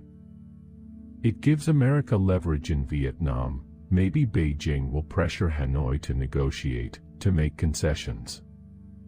It opens economic opportunities in China's vast market of nearly 1 billion consumers. From China's perspective, improved relations with America provide security against the Soviet threat that looms on their northern border. Border clashes in 1969 showed that war between China and the USSR was entirely possible, maybe even likely. Having friendlier relations with Washington balances Soviet pressure, gives China room to maneuver. China also desperately needs Western technology and trade to modernize its backward economy. For the Soviet Union, Sino-American rapprochement is alarming and dangerous. The two powers that should be enemies, capitalist America and communist China, are cooperating against the USSR. Moscow faces a strategic nightmare, enemies on both sides. This motivates Soviet leaders to pursue détente with America more seriously, better to improve relations with Washington than be isolated and encircled. The Cold War is becoming more complex, more fluid. It's no longer about two monolithic blocks facing each other. It's about triangular relationships, shifting alignments, nations pursuing their own interests. The simple certainties of the early Cold War are gone. Détente emerges as the watchword of superpower relations in the early 1970s, a French word meaning relaxation of tensions. It represents a move away from confrontation toward coexistence and negotiation, toward managed competition. Several factors drive it. Both superpowers are weary of endless competition that drains resources and risks annihilation. Nuclear arsenals have reached absurd levels. Both sides can destroy the world multiple times over. What's the point? The costs are unsustainable. And the Sino-American opening gives both superpowers reason to improve relations with each other. In May 1972, Nixon visits Moscow and signs the Strategic Arms Limitation Treaty, SALT-I. It's the first agreement actually limiting nuclear weapons rather than just talking about it. The treaty caps the number of intercontinental ballistic missiles and submarine-launched missiles each side can have. It doesn't reduce arsenals significantly, doesn't eliminate weapons, but it at least stops their unlimited growth, stops the madness from accelerating further. Trade between the superpowers increases. Cultural exchanges expand. American musicians perform in Moscow, Soviet ballet dancers perform in New York. The atmosphere improves noticeably. In 1975, American and Soviet spacecraft dock in orbit, astronauts and cosmonauts shaking hands in space in a beautiful symbol. It's symbolic but powerful. If they can cooperate in space, why not on Earth? From Washington's perspective, détente is pragmatic and necessary. America is exhausted from Vietnam, facing economic problems, dealing with social upheaval at home. Managing competition with the USSR through negotiation is smarter than endless confrontation. Arms control saves money that can be spent on other priorities. Trade provides opportunities for American businesses. From Moscow's perspective, détente offers similar benefits and breathing room. The Soviet economy is struggling badly, burdened by military spending and inefficient planning. Arms control reduces that pressure. Western technology and trade can help modernize Soviet industry. Recognition as an equal superpower satisfies Soviet pride and legitimizes the regime. But détente has real limits that become apparent quickly. Neither side abandons its fundamental objectives or stops competing globally. They're just managing competition more carefully, with less risk of accidental war. The Cold War continues, just at a lower temperature, with fewer public confrontations. In April 1975, the Vietnam War ends in dramatic, humiliating fashion for the United States. North Vietnamese forces surround Saigon, the South Vietnamese capital.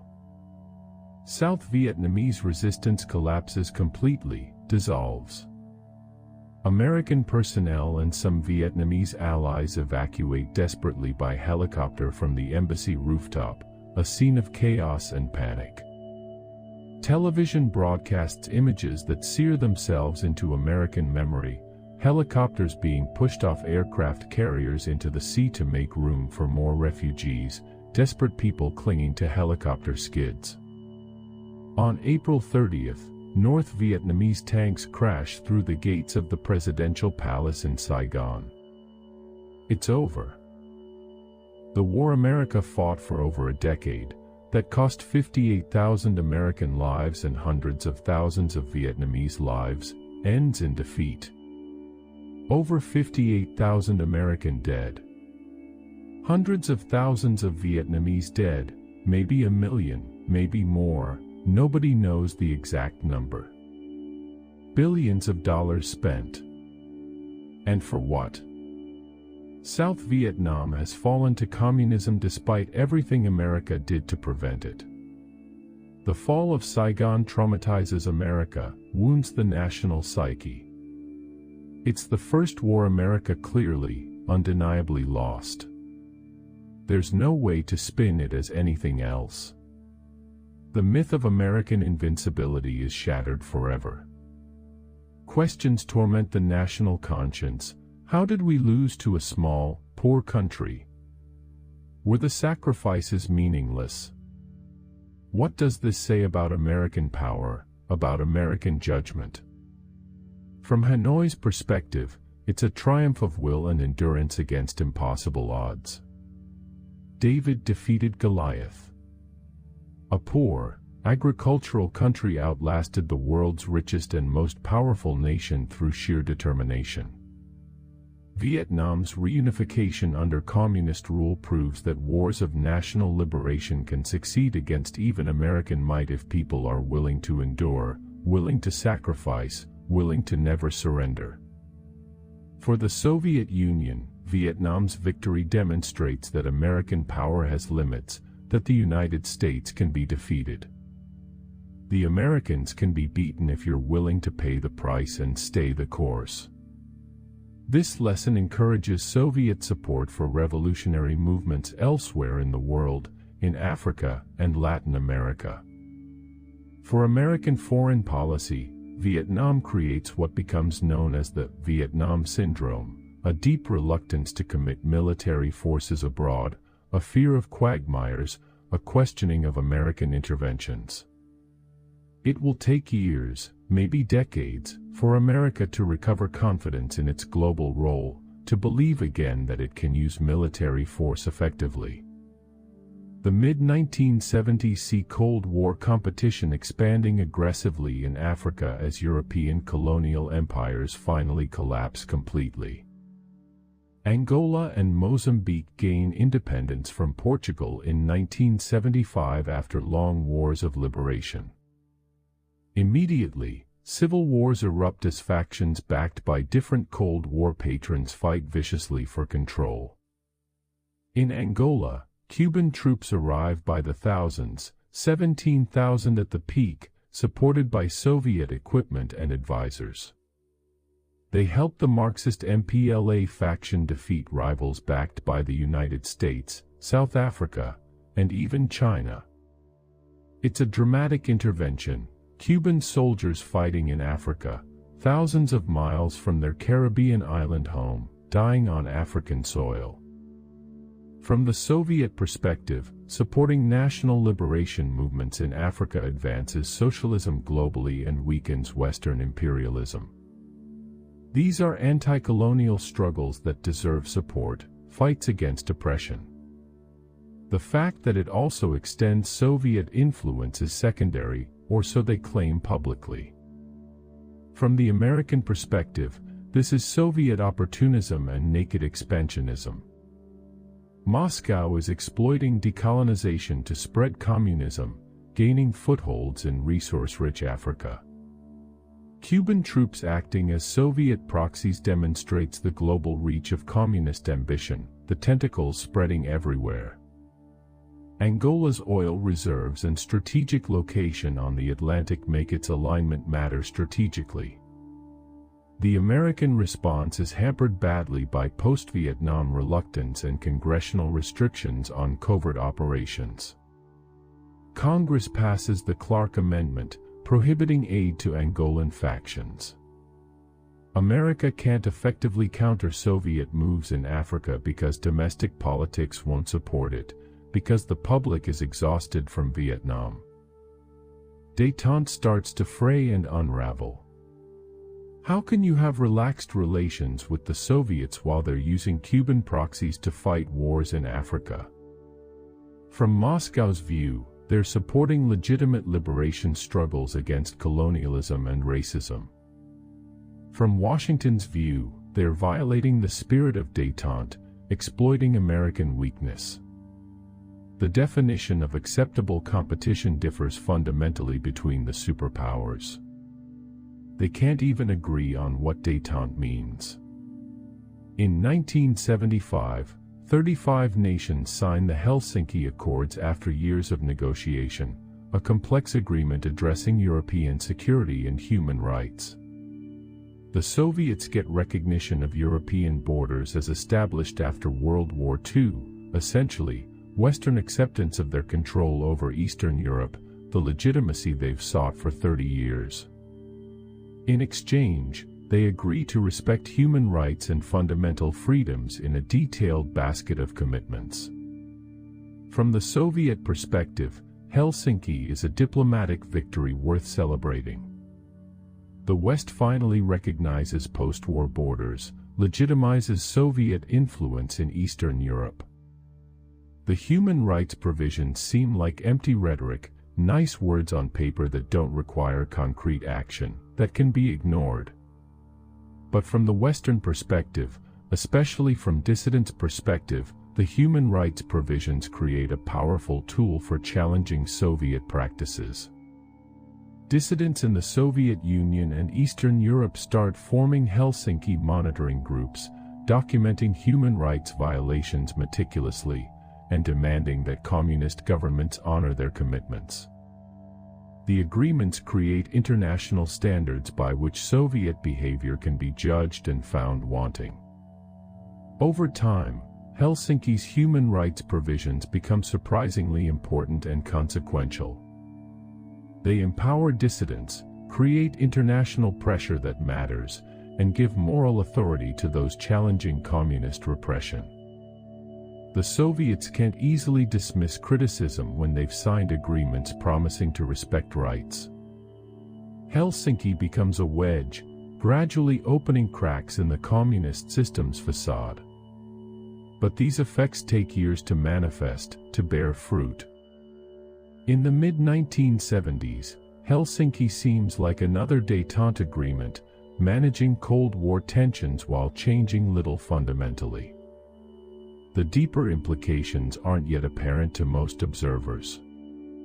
Human rights activists in Prague, Warsaw, and Moscow are just beginning to use Helsinki as a weapon against their own governments, demanding the rights that were promised. The seeds of change are planted, though no one yet realizes how they'll grow into mighty trees. On Christmas Eve 1979, something happens that destroys détente and plunges the Cold War back into confrontation.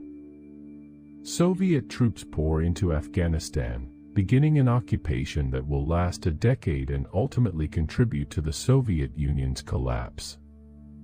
The Soviet-backed communist government in Kabul is losing control, collapsing. Islamic insurgents, the Mujahideen, holy warriors, are fighting a growing rebellion against communist rule and Soviet influence. From Moscow's perspective, the intervention is necessary and justified.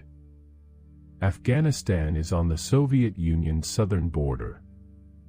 A hostile Islamic regime there could inspire unrest among Soviet Central Asia's Muslim populations, could spread fundamentalism northward.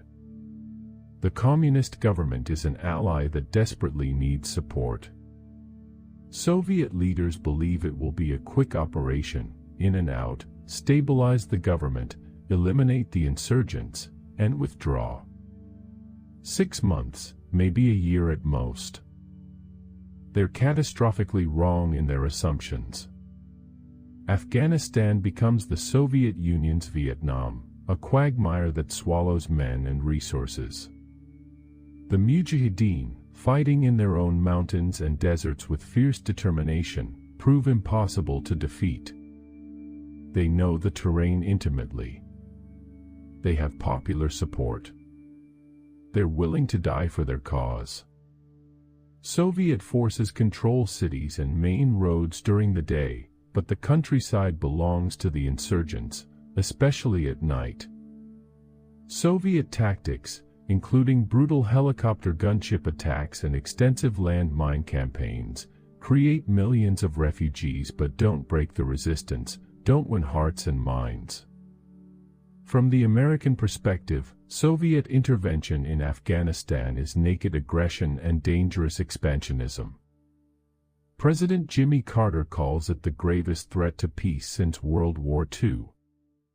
The United States responds by arming and funding the Mujahideen through Pakistan, using the Pakistani intelligence service as a cutout.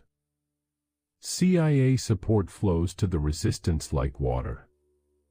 American Stinger missiles, shoulder-fired heat-seeking weapons, give Mujahideen fighters the ability to shoot down Soviet helicopters, changing the war's dynamics fundamentally. Détente dies in Afghanistan's mountains, buried under snow and blood. The brief period of superpower cooperation ends abruptly.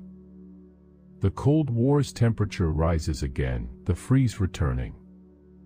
What the Soviets thought would be a quick intervention becomes a bleeding wound that never heals, draining resources, killing Soviet soldiers by the thousands, and demoralizing the Soviet people who watch their sons come home in zinc coffins. Afghanistan will haunt the Soviet Union until its end, contributing to the collapse that's coming. America's response to Afghanistan is swift, harsh, and multifaceted. President Carter announces the Carter Doctrine. Any attempt by outside forces to gain control of the Persian Gulf region will be regarded as an assault on American vital interests and repelled by any means necessary, including military force. The message is crystal clear: Soviet expansion toward oil-rich regions will trigger American military response. Don't test us. Carter also implements concrete punitive measures.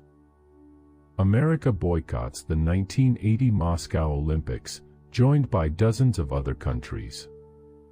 It's largely symbolic but embarrassing for the Soviets, who had spent enormous sums preparing to showcase their achievements. A grain embargo cuts agricultural exports to the USSR, though American farmers hate it and lobby against it. Military spending increases significantly. Cooperation programs are frozen. Arms control negotiations stall. The Cold War's return to confrontation is sealed when Ronald Reagan wins the presidency in 1980. Reagan is unabashedly anti-communist, unapologetically ideological. He calls the Soviet Union an evil empire, refuses to pretend otherwise. He promises to restore American military strength and challenge Soviet power globally, to stand firm against communist expansion. Defense spending soars to heights not seen since Vietnam. From Washington's perspective, the 1970s were a decade of American weakness and retreat: Vietnam's humiliating loss, the Iran hostage crisis, economic problems, Soviet expansion everywhere. Reagan promises renewal and restoration. America will rebuild its military, reassert its values unapologetically, and face down Soviet communism from a position of strength, not weakness. From Moscow's perspective, Reagan represents dangerous American aggression and recklessness. His rhetoric is inflammatory and threatening. His military buildup is menacing. The Americans are abandoning arms control, pursuing technological advantages that threaten Soviet security, and supporting anti-communist movements worldwide. The brief détente is replaced by renewed confrontation that could lead anywhere, even to war. The early 1980s see Cold War tensions reach levels not seen since the Cuban Missile Crisis. Both sides are older, more heavily armed with weapons that can end civilization, and increasingly convinced that the other side threatens their security fundamentally. The path forward is uncertain and frightening. Confrontation seems inevitable. Reagan pursues an aggressive, multi-pronged strategy against the Soviet Union. He launches the largest peacetime military buildup in American history. Defense spending increases dramatically year after year: new weapons systems, more ships, modernized nuclear forces, technology investments. The message is unsubtle: America will outspend the Soviets, forcing them to match American capabilities or fall behind technologically and militarily. Reagan also supports anti-communist movements worldwide in what becomes known as the Reagan Doctrine. In Afghanistan, American aid to Mujahideen intensifies, weapons, training, money flowing through Pakistan. In Nicaragua, the CIA supports Contra rebels fighting the Sandinista government. In Angola, American support flows to UNITA rebels fighting the Cuban-backed government. In Poland, America backs the Solidarity movement challenging communist control. It's a multi-front strategy designed to pressure Soviet interests everywhere simultaneously, to make them defend on all fronts. The Reagan Doctrine declares openly that America will support freedom fighters resisting communist regimes wherever they are. It's rollback, not just containment, actively pushing back against Soviet influence rather than merely preventing its expansion. It's aggressive and unapologetic. From Reagan's perspective, the Soviet Union is economically weak, politically brittle, and strategically overextended. It's a house of cards waiting to collapse. Apply enough pressure, and the whole structure might crack and fall. The USSR can't match American economic power. Its system is inefficient, corrupt. Its people are dispirited and cynical. Increase the pressure, and Soviet communism will crumble.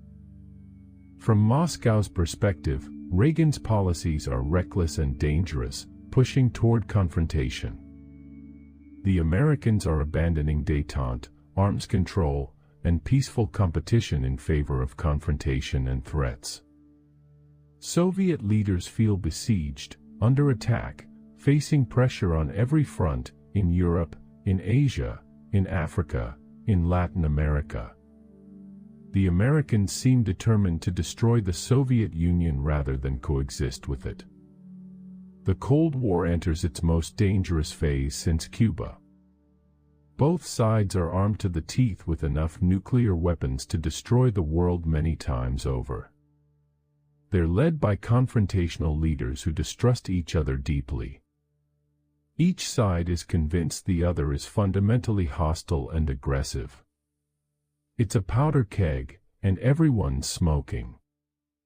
In Poland, something remarkable and unprecedented happens. In August 1980, workers at the Gdansk shipyard go on strike, demanding better conditions and the right to form independent trade unions, rights that don't exist in communist countries. Their leader is Lech Walesa, an electrician with a mustache and incredible charisma, an unlikely revolutionary. The movement spreads like wildfire, coalescing into Solidarity, a trade union that becomes a mass movement challenging communist authority in fundamental ways. At its peak, Solidarity has 10 million members in a country of 38 million people. Think about that. Nearly 1 in 4 Poles belongs to this independent organization challenging the Communist Party. It's unprecedented in the communist world, an independent organization in a communist state, challenging party control while remaining technically non-political. Solidarity demands workers' rights, economic reform, and political freedom, an end to lies. From Poland's perspective, Solidarity represents accumulated frustrations of decades, economic failures, political repression, the enormous gap between communist promises and grim reality. Polish workers and intellectuals unite in a movement that's both pragmatic and idealistic. They're not demanding capitalism or Western-style democracy initially, just honest government, workers' rights, respect, and an end to Soviet domination. From Moscow's perspective, Solidarity is an existential threat to the entire communist system. An independent trade union challenging Communist Party authority. If it succeeds in Poland, workers in other countries might demand the same rights. Hungary, East Germany, Romania, the entire Soviet system could unravel like a sweater when you pull one thread. Soviet leaders seriously consider military intervention, as in Hungary and Czechoslovakia, preparing plans. But in December 1981, Polish communist leader General Jaruzelski imposes martial law before Soviet tanks are needed. Solidarity is banned, declared illegal. Its leaders are arrested, including Walesa. Tanks patrol Polish streets enforcing curfews. It's repression by Polish communists rather than Soviet intervention, but the effect is similar. solidarity is crushed, driven underground. Or is it? Unlike previous uprisings that were completely destroyed, solidarity doesn't disappear. It goes underground but survives, continuing to challenge communist authority through secret meetings, underground publications, quiet resistance. The seeds of change have been planted deep, and they'll grow in darkness, waiting for light. Reagan announces in March 1983 what becomes known as the Strategic Defense Initiative, SDI, quickly nicknamed Star Wars by the media. The concept is revolutionary and sounds like science fiction: space-based weapons, lasers, and particle beams that could destroy incoming Soviet missiles in flight, rendering nuclear weapons obsolete. America would be protected by a defensive shield in space. From the American perspective, SDI offers hope of escaping the nightmare of mutual assured destruction that has haunted humanity for decades. Why accept that both sides must remain vulnerable to annihilation forever? Technology might provide safety, might protect American cities.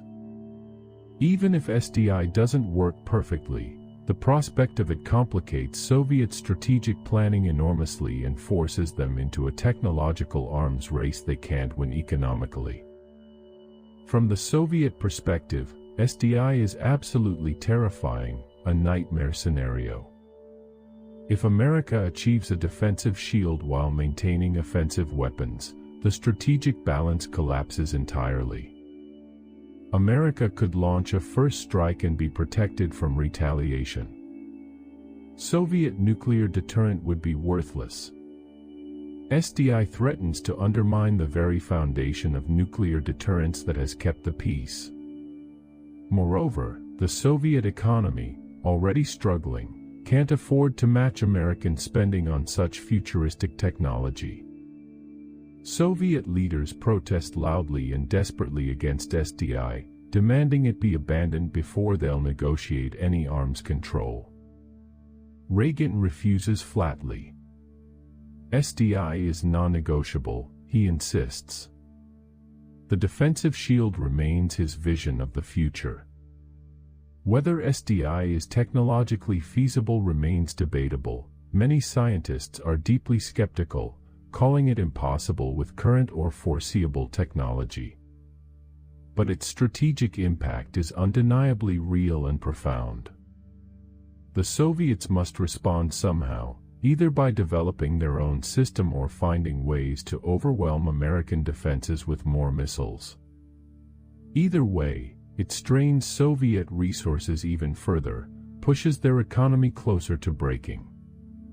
Reagan's strategy of pressuring Soviet economic weaknesses through an arms race is working brutally well. The USSR is spending perhaps 20% of its entire economy on defense, an unsustainable burden that's crushing them. Something has to give eventually, but Soviet leaders don't know how to change course without appearing weak, without admitting failure. Soviet leadership goes through rapid, almost comical changes in the early 1980s. Leonid Brezhnev, who led the USSR for 18 years with increasing senility, dies in 1982. His successor, Yuri Andropov, is a former KGB chief who recognizes clearly that the Soviet Union faces serious, perhaps terminal problems. He begins talking honestly about reforms, about economic stagnation, about the need for fundamental change. But Andropov is already gravely ill when he takes power, dying in 1984 after barely a year in office, too sick to implement his ideas. Konstantin Chernenko replaces Andropov, but he's elderly, sick, clearly a placeholder who can barely function. When Chernenko dies in March 1985, it marks the third Soviet leader to die in under 3 years. The communist gerontocracy, ruled by dying old men, has become darkly comic, almost farcical. Soviet citizens joke grimly about their leaders dying faster than they can learn their names, faster than they can print new portraits. From the West's perspective, Soviet leadership instability suggests deep systemic problems. A system that can't manage orderly succession, that keeps elevating dying old men to the top position, is a system in profound crisis.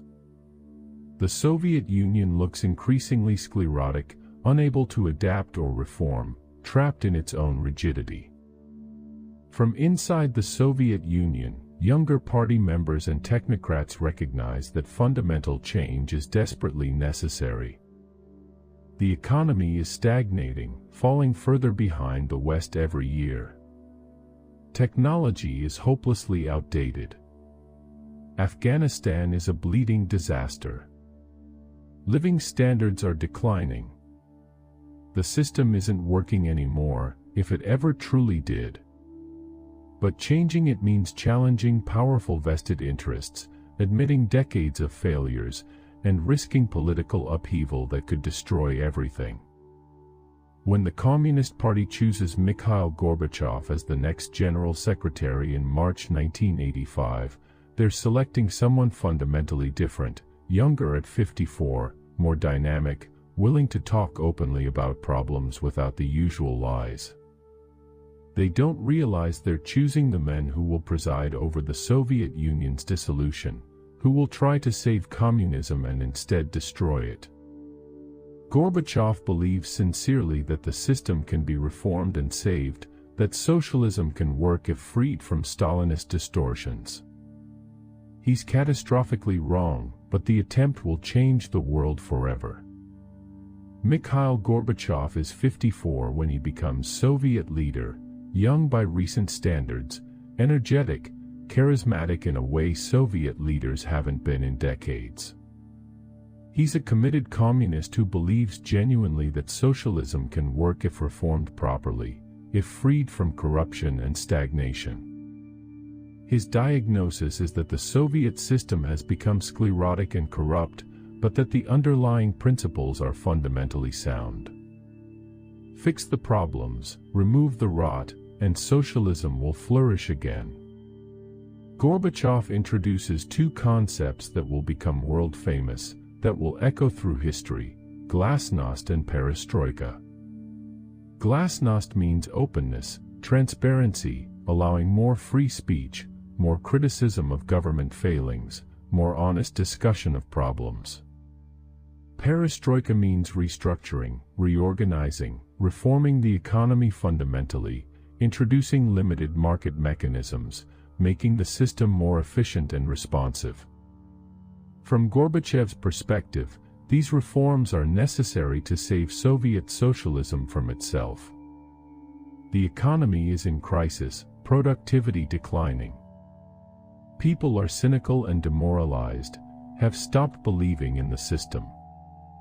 The system needs fresh air and new thinking desperately. Allow people to speak honestly about problems instead of pretending everything is fine. Give managers more flexibility instead of controlling everything from Moscow. Introduce competition and accountability. Soviet socialism will become vigorous again, will prove its superiority. What Gorbachev doesn't understand, can't understand because he's too much a believer, is that you can't partially reform a totalitarian system. It's all or nothing. Once you allow criticism and openness, people won't stop where you want them to stop. Once you admit the system has problems, people start questioning everything about it: the party's monopoly on power, communist ideology itself, Soviet history, everything. Glasnost and perestroika unleash forces Gorbachev cannot control, forces that will devour the system he's trying to save. From the West's perspective, Gorbachev is fascinating, potentially dangerous, definitely unprecedented. Is he genuinely reforming the Soviet Union, or is this a sophisticated deception, a trick? Reagan's advisors are deeply divided. Some see genuine opportunity for ending the Cold War. Others warn that a reformed, efficient Soviet Union would be more dangerous than a stagnant one, would be a more effective competitor. Time will tell whether Gorbachev is the Soviet Union's savior or its unwitting gravedigger. Gorbachev moves quickly and decisively to change Soviet foreign policy because he realizes the USSR is dangerously overextended, bleeding resources in Afghanistan and Third World commitments it can no longer afford. Soviet military spending is literally crushing the economy like a weight. Something must change or the system will collapse entirely. In foreign policy, Gorbachev talks passionately about new thinking, moving away from confrontation toward genuine cooperation, reducing military forces dramatically, solving regional conflicts politically rather than militarily. He's willing to make dramatic, even shocking concessions to improve relations with the West and reduce defense spending that's bankrupting the country. Reagan meets Gorbachev for the first time at a summit in Geneva in November 1985. The two leaders, who should be ideological enemies, develop surprising rapport and even personal warmth. They argue intensely about everything: human rights, regional conflicts, arms control, but they also talk seriously, honestly about reducing nuclear weapons, about ending the madness. Both men recognize genuinely that the arms race benefits no one, that it's insane. From Reagan's perspective, Gorbachev is different from previous Soviet leaders in fundamental ways: more reasonable, more willing to negotiate in good faith, less rigidly ideological. Maybe serious arms control is actually possible after all these decades. But Reagan remains appropriately cautious, remembering his famous slogan, "Trust but verify." The Soviet Union is still the evil empire, regardless of Gorbachev's charm and new ideas. From Gorbachev's perspective, Reagan is also different than expected, more flexible than his rhetoric suggests, genuinely troubled by nuclear weapons, willing to consider dramatic arms reductions. But Reagan's stubborn insistence on SDI is infuriating and irrational. How can they reduce nuclear weapons when America is pursuing a defensive shield that would make Soviet weapons obsolete? The two leaders establish a working relationship, even friendship, that will help navigate the dramatic changes ahead. They don't yet realize that within 5 years, the Cold War will be over and the Soviet Union will be collapsing. But the process of ending the superpower confrontation is beginning to gather momentum.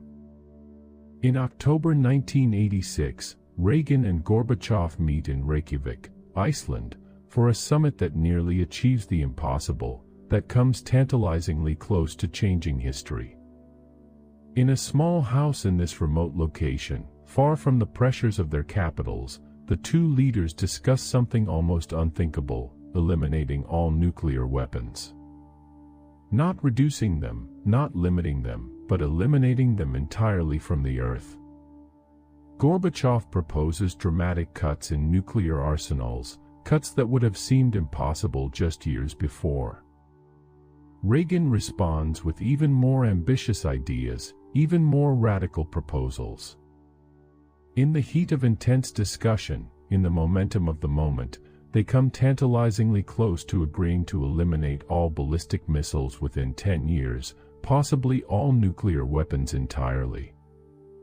It's breathtaking, two leaders with the power to destroy the world many times over discussing how to make that destruction impossible.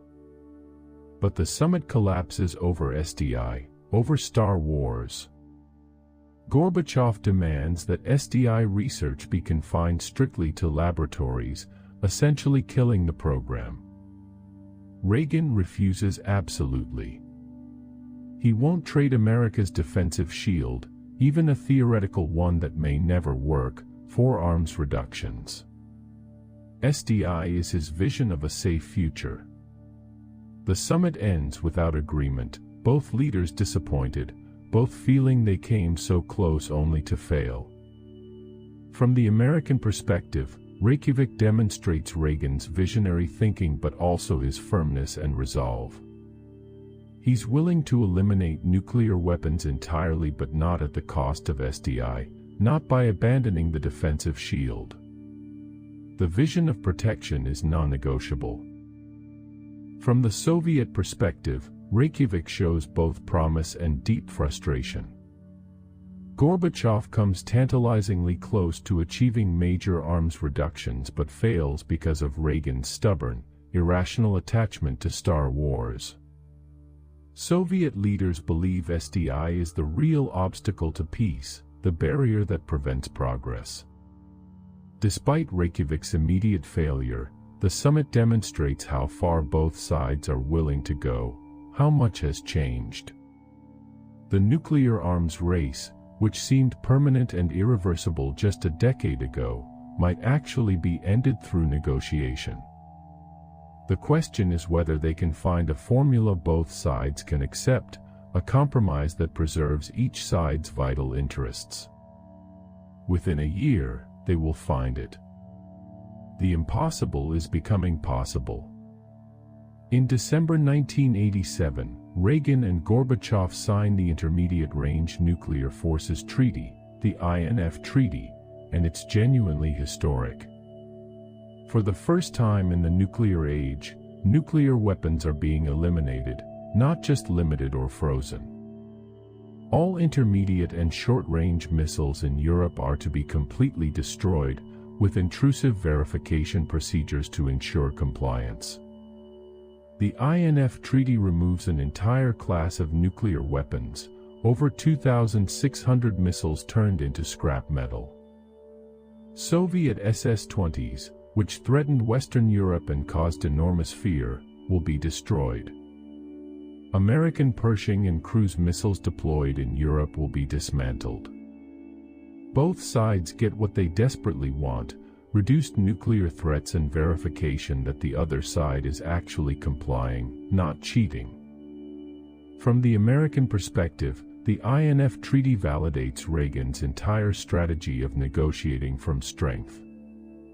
The military buildup, SDI, pressure on Soviet positions globally, all this forced the Soviets to the negotiating table and accept terms generally favorable to the West. Peace through strength actually works. From the Soviet perspective, the INF Treaty is a necessary breakthrough that reduces nuclear dangers in Europe and demonstrates Gorbachev's new thinking in action. It also saves money that the Soviet economy desperately needs for domestic reform. Reducing military spending is essential for economic survival. The INF Treaty marks a genuine turning point. The Cold War's endgame is beginning, though most people don't realize it yet. Arms control is no longer just about managing competition but about actually ending it. Trust is growing between former enemies. Verification procedures work better than expected. Both sides are discovering they can cooperate even on issues they thought impossibly difficult for decades. The momentum toward ending the Cold War is building like a wave. Events are moving faster than anyone anticipated, faster than anyone thought possible.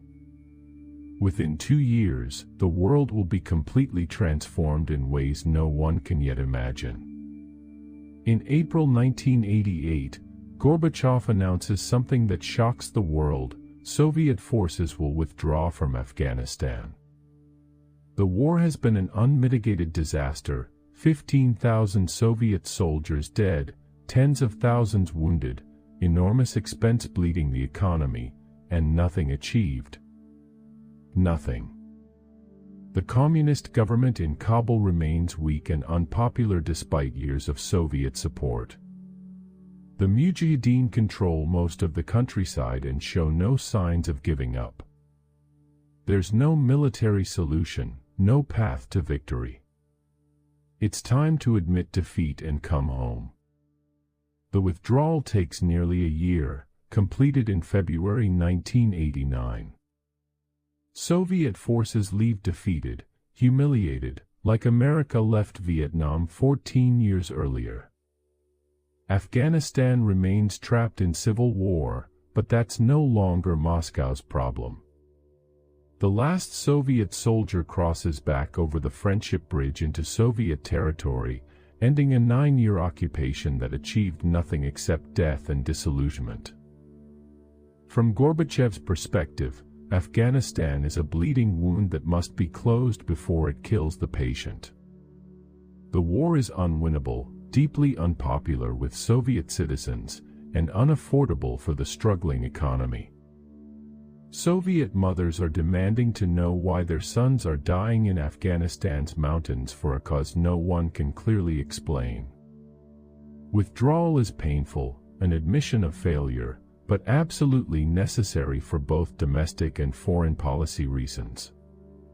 From the American perspective, Soviet withdrawal from Afghanistan is a clear victory. American-supported Mujahideen defeated the mighty Soviet military, proved that the Red Army isn't invincible. It demonstrates that Soviet power has real limits, that imperial overreach has consequences. The Soviet Union is in retreat, both literally in Afghanistan and metaphorically throughout the Third World. The tide is turning. But there's a troubling undertone to Afghanistan that won't become clear for years, won't manifest until it's too late. The Mujahideen fighters, hardened by years of war against the Soviets, armed and trained by the CIA, won't simply disband and return to peaceful lives. Some will continue fighting in Afghanistan's brutal civil war. Others will turn their jihad, their holy war, toward new targets, including eventually the United States itself. The seeds of future conflicts, September 11th, the War on Terror, are being planted in Afghanistan's soil, but in 1989, Americans are simply celebrating Soviet defeat without seeing what's coming. The most dramatic changes come cascading through Eastern Europe in 1989 like dominoes falling in rapid succession. Throughout the year, communist governments that seemed permanent, that seemed like they'd last forever, begin to crack and then collapse with stunning, dizzying speed. Gorbachev makes clear repeatedly that the Soviet Union won't intervene militarily to save them, won't send tanks as in Hungary and Czechoslovakia. The Brezhnev doctrine is dead, buried. Eastern European countries are free to choose their own paths, free to determine their own futures. In Poland, Solidarity wins stunning, overwhelming victories in partially free elections held in June. The communist government is forced to share power with their former enemies, then falls entirely within months. Lech Walesa, the shipyard electrician who led strikes 9 years earlier, will become president of a free Poland. The impossible has happened. In Hungary, the reformist government opens its border with Austria in May, physically cutting the barbed wire that formed part of the Iron Curtain. East Germans, desperate to escape, begin fleeing through Hungary to the west in growing numbers. The Iron Curtain is literally coming down, cut apart by Hungarian border guards who've decided history is changing and they want to be on the right side of it. From Gorbachev's perspective, these changes are manageable, even positive. He believes reformed, democratic socialism can work in Eastern Europe if given the chance. The satellite states don't need to be held by force like prisoners. They can remain allied to the Soviet Union through choice rather than compulsion, through mutual interest rather than tanks. He's tragically, catastrophically wrong, but he doesn't realize it yet. He still believes in socialism's eventual triumph. From the peoples of Eastern Europe, this is liberation they've dreamed about for 40 years. For decades, they've lived under communist governments they never chose, maintained by Soviet military threat. Now, suddenly, they're free. They can speak, organize, vote, choose. The changes are so rapid, so unexpected, happening so fast that even the people making them can barely believe it's real, can barely trust that the tanks won't come this time. In Washington, the Bush administration watches nervously, cautiously. Is this real? Could it reverse? Might Soviet hardliners overthrow Gorbachev and send in tanks to restore order? How should America respond? Bush, cautious and prudent by nature, avoids triumphalism and chest-thumping that might provoke Soviet hardliners or humiliate Gorbachev. But privately, American leaders know they're witnessing something extraordinary, something historic. The Cold War is ending, not through war but through the complete collapse of one side. The changes accelerate throughout 1989 like a runaway train. In September, Hungary formally opens its border completely, and the trickle of refugees becomes a flood, becomes an exodus. Tens of thousands of East Germans flee through Hungary and Czechoslovakia to West Germany, abandoning everything for freedom. East Germany's communist government panics, watching their country empty out. They can't seal all borders, people are finding ways through. They can't shoot everyone trying to escape, the Berlin Wall's guards still have orders to shoot, but how many will they kill on television in front of the world? The government tries desperately to announce new travel regulations to control the situation, to manage the crisis, but the announcement is catastrophically bungled. On November 9, 1989, a date that will live in history, a confused East German official announces at a press conference that East Germans can travel freely to the West. When does this take effect? A journalist asks. The official, reading from notes he doesn't fully understand, says hesitantly, "As far as I know, immediately, without delay." East Berliners, hearing this on television and radio, rush to the wall in massive numbers. Border guards, receiving no clear orders to stop them and not wanting to be responsible for a massacre on live television, open the gates. People pour through like water breaking through a dam. Germans on both sides attack the wall with hammers and pickaxes and their bare hands, tearing down the barrier that divided their city for 28 years, that divided families, that killed people trying to cross. The images broadcast worldwide are unforgettable, will be shown forever, people dancing on top of the wall, families reuniting after decades apart, champagne being sprayed in celebration, chunks of concrete being carried away as souvenirs and symbols of liberation. Young people with sledgehammers attacking the wall, each blow a strike for freedom. The Berlin Wall, the Cold War's most powerful symbol, its most visible manifestation, is falling. Not through war or formal negotiation, but through spontaneous popular action that authorities are completely powerless to stop. From Moscow, Gorbachev watches but doesn't intervene. The wall falls, and Soviet tanks stay in their barracks. Soviet soldiers, who could have stopped it with force, do nothing. It's the clearest sign yet that the Cold War is over, whether or not anyone has officially declared it so. The fall of the Berlin Wall triggers a domino effect across Eastern Europe that accelerates into a revolution. In Czechoslovakia, the Velvet Revolution begins in November with massive protests demanding democratic reforms, demanding freedom. Students and workers fill the streets of Prague by the hundreds of thousands.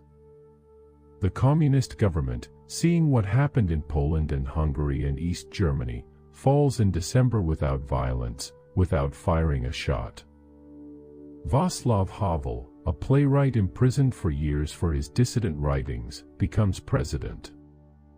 Prague Spring's dreams, crushed brutally 21 years earlier by Soviet tanks, are finally, miraculously realized. In Bulgaria, longtime communist leader Todor Zhivkov, who ruled for 35 years, is forced out by his own party. In Romania, the most dramatic and violent transition occurs. Nicolae Ceausescu, the brutal dictator who ruled Romania with absolute power and a personality cult, tries to crush protests with his security forces. But the military turns against him, refuses to fire on their own people. Ceausescu and his wife Elena try to flee but are arrested. They're given a hasty show trial on Christmas Day and executed by firing squad. The images are broadcast on Romanian television, the dictator and his wife, who lived in palaces while their people starved, dead. By year's end, every single communist government in Eastern Europe has fallen or is in the process of falling. The Soviet Empire is dissolving not through war but through the weight of its own contradictions, through the simple fact that when given a choice, people choose freedom.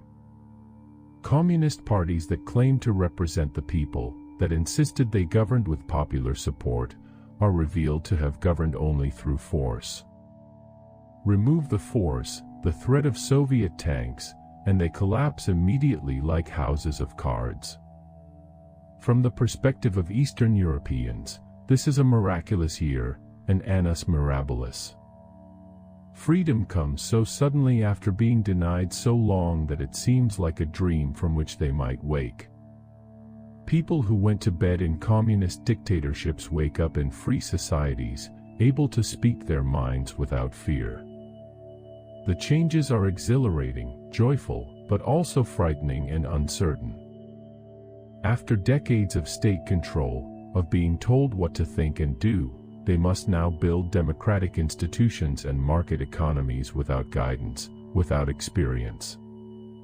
It's liberation and responsibility combined. From the Soviet perspective, events are spiraling completely out of control.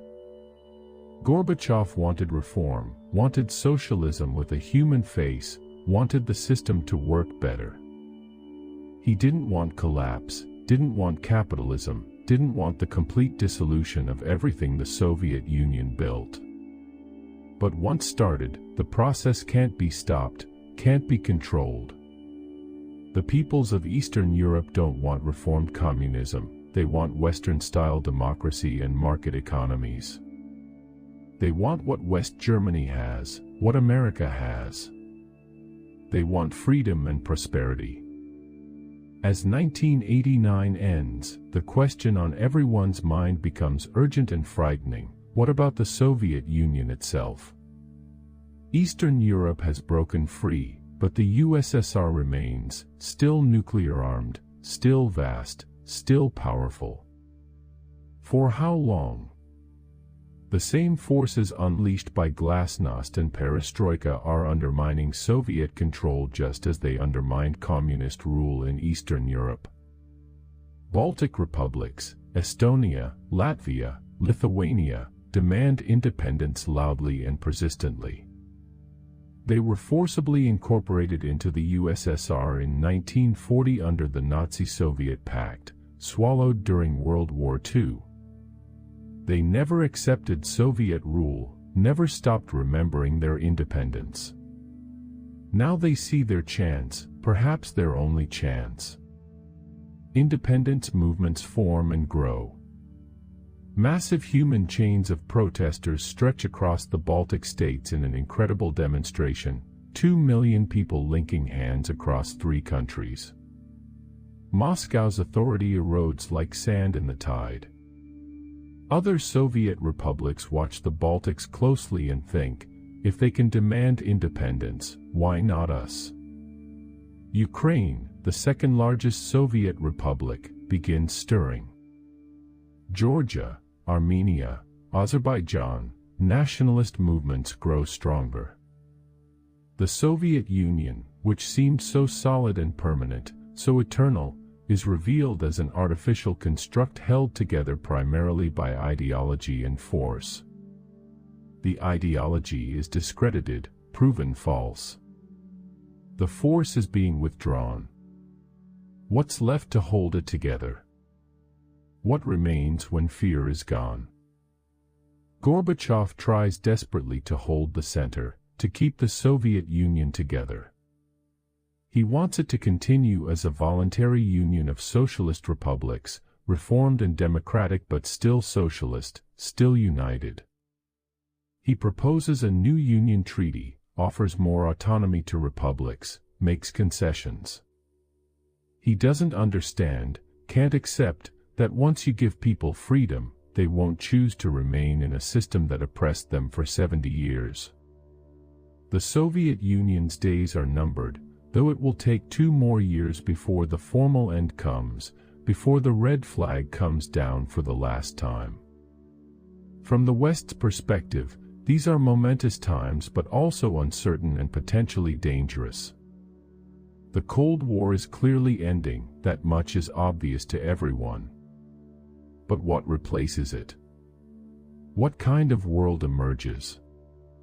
Bush and Gorbachev meet at a summit in Malta in December 1989, meeting on ships in Malta's harbor, buffeted by storms that seem symbolic of the turbulent changes sweeping the world. The Malta summit in December 1989 is where the Cold War officially ends, not through formal treaty or signed documents but through quiet acknowledgement of new reality, through recognition that the old world is gone. Bush and Gorbachev meet on ships in Malta's harbor, and the symbolism is powerful. Gorbachev needs Western economic help desperately, urgently. The Soviet economy is in free fall, in crisis. He's willing to make massive concessions on arms control and regional issues in exchange for aid and trade, for the help that might save the system. Bush, cautious and prudent, promises support but wants to see how Soviet reforms progress, wants to see if Gorbachev can deliver. At Malta, both leaders acknowledge openly that the confrontation that defined the post-war world for 4 decades is over, is history. They're no longer adversaries locked in mortal combat but partners working together to manage change, to guide the world through transformation. The Cold War's end is declared not with trumpets and victory parades but with quiet diplomatic conversations about cooperation and mutual interests. From the American perspective, this is victory, though Bush is careful not to gloat, careful not to humiliate Gorbachev and provoke a nationalist backlash. The Soviet Union is in retreat, its ideology discredited, its empire collapsed, its economy failing. American values, democracy, free markets, individual liberty, human rights, have won the long struggle. The Cold War's outcome validates everything America fought for through 4 difficult decades. From Gorbachev's perspective, this isn't defeat but transformation, evolution. He still believes socialism can be reformed and saved, that the Soviet Union can remain a great power while democratizing and respecting human rights. He doesn't see clearly that the system is beyond saving, that the forces he unleashed will consume the Soviet state itself. He's trying to save something that cannot be saved. The Malta summit marks an ending, yes, but also a beginning. The question isn't whether the Cold War is over, clearly it is, obviously and undeniably. The question is what kind of world will emerge from its end. That story belongs to the future, to another time. Throughout 1990 and into 1991, the Soviet Union's internal problems intensify into terminal crisis. The economy, already struggling badly, enters complete freefall. Gorbachev's reforms have disrupted the old centrally planned system without creating a functioning new one. The result is chaos. Shortages of basic goods worsen dramatically. Lines at stores grow longer and longer. Inflation accelerates. People's lifetime savings become worthless paper. The social contract is breaking. The political situation deteriorates in parallel. Conservative communists blame Gorbachev for destroying the Soviet Union, for betraying everything they fought for. Liberals and reformers think he's not moving fast enough toward democracy and genuine markets, that he's trying to preserve a system that should die. Nationalist movements in the republics grow bolder every day. Gorbachev is trapped between forces pulling in opposite directions, satisfying no one, losing control. In January 1991, Soviet troops cracked down violently on independence movements in Lithuania and Latvia, killing civilians in the streets. It's a sign that hardliners are still willing to use force, still believe in the iron fist. But it also shows Gorbachev's weakening control. He claims he didn't order the crackdowns personally, but they happened anyway. Power is slipping from his hands. From the West's perspective, the Soviet Union is in terminal crisis, dying before the world's eyes. The question isn't whether it will survive but how it will end. Will it be peaceful transformation or violent collapse? Will nuclear weapons remain secure during the chaos? Will civil war erupt? Will republics declare independence and fight each other? Western leaders watch nervously, wanting to help but unsure how, afraid that intervention might make things worse. From inside the Soviet Union, ordinary people are exhausted, frightened, angry. The promise of reform has brought only chaos and hardship and uncertainty. The old certainties are gone: guaranteed employment, stable prices, predictable future, but nothing stable has replaced them.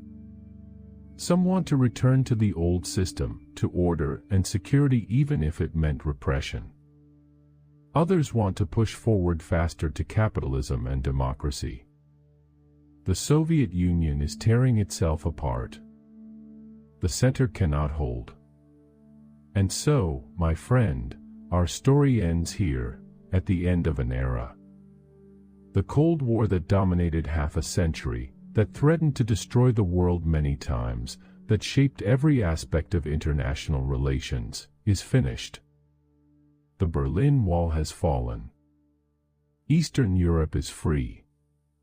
The Soviet Union itself is collapsing under contradictions it can no longer sustain. But let me tell you something important, something you should remember. The Cold War's end wasn't inevitable, wasn't predestined. It came because of choices made by millions of people, protesters in Prague and Warsaw who risked everything, workers in Gdansk who went on strike knowing they might be crushed, dissidents who spent years in labor camps for speaking truth, soldiers who refused to shoot when ordered, and yes, leaders like Gorbachev who were brave enough or foolish enough to believe their system could be reformed. It came because both sides were exhausted from decades of confrontation, from arms races that bankrupted economies and poisoned the planet with radioactive fallout, from proxy wars that killed millions in countries that mattered little to Moscow or Washington but meant everything to the people who lived and died there. It came because nuclear weapons made total war unthinkable, forcing both sides to compete without ever allowing competition to explode into the annihilation they both feared. Mutual assured destruction was mad, but it kept the peace. And it came because ideas matter more than tanks, because the promise of freedom proved stronger than the power of armies. When Soviet soldiers were ordered to shoot protesters, many refused. When people were given the chance to choose, they chose liberty over security, uncertainty over oppression, freedom over fear. The world that emerges from the Cold War's end will have its own challenges, its own conflicts, its own dangers.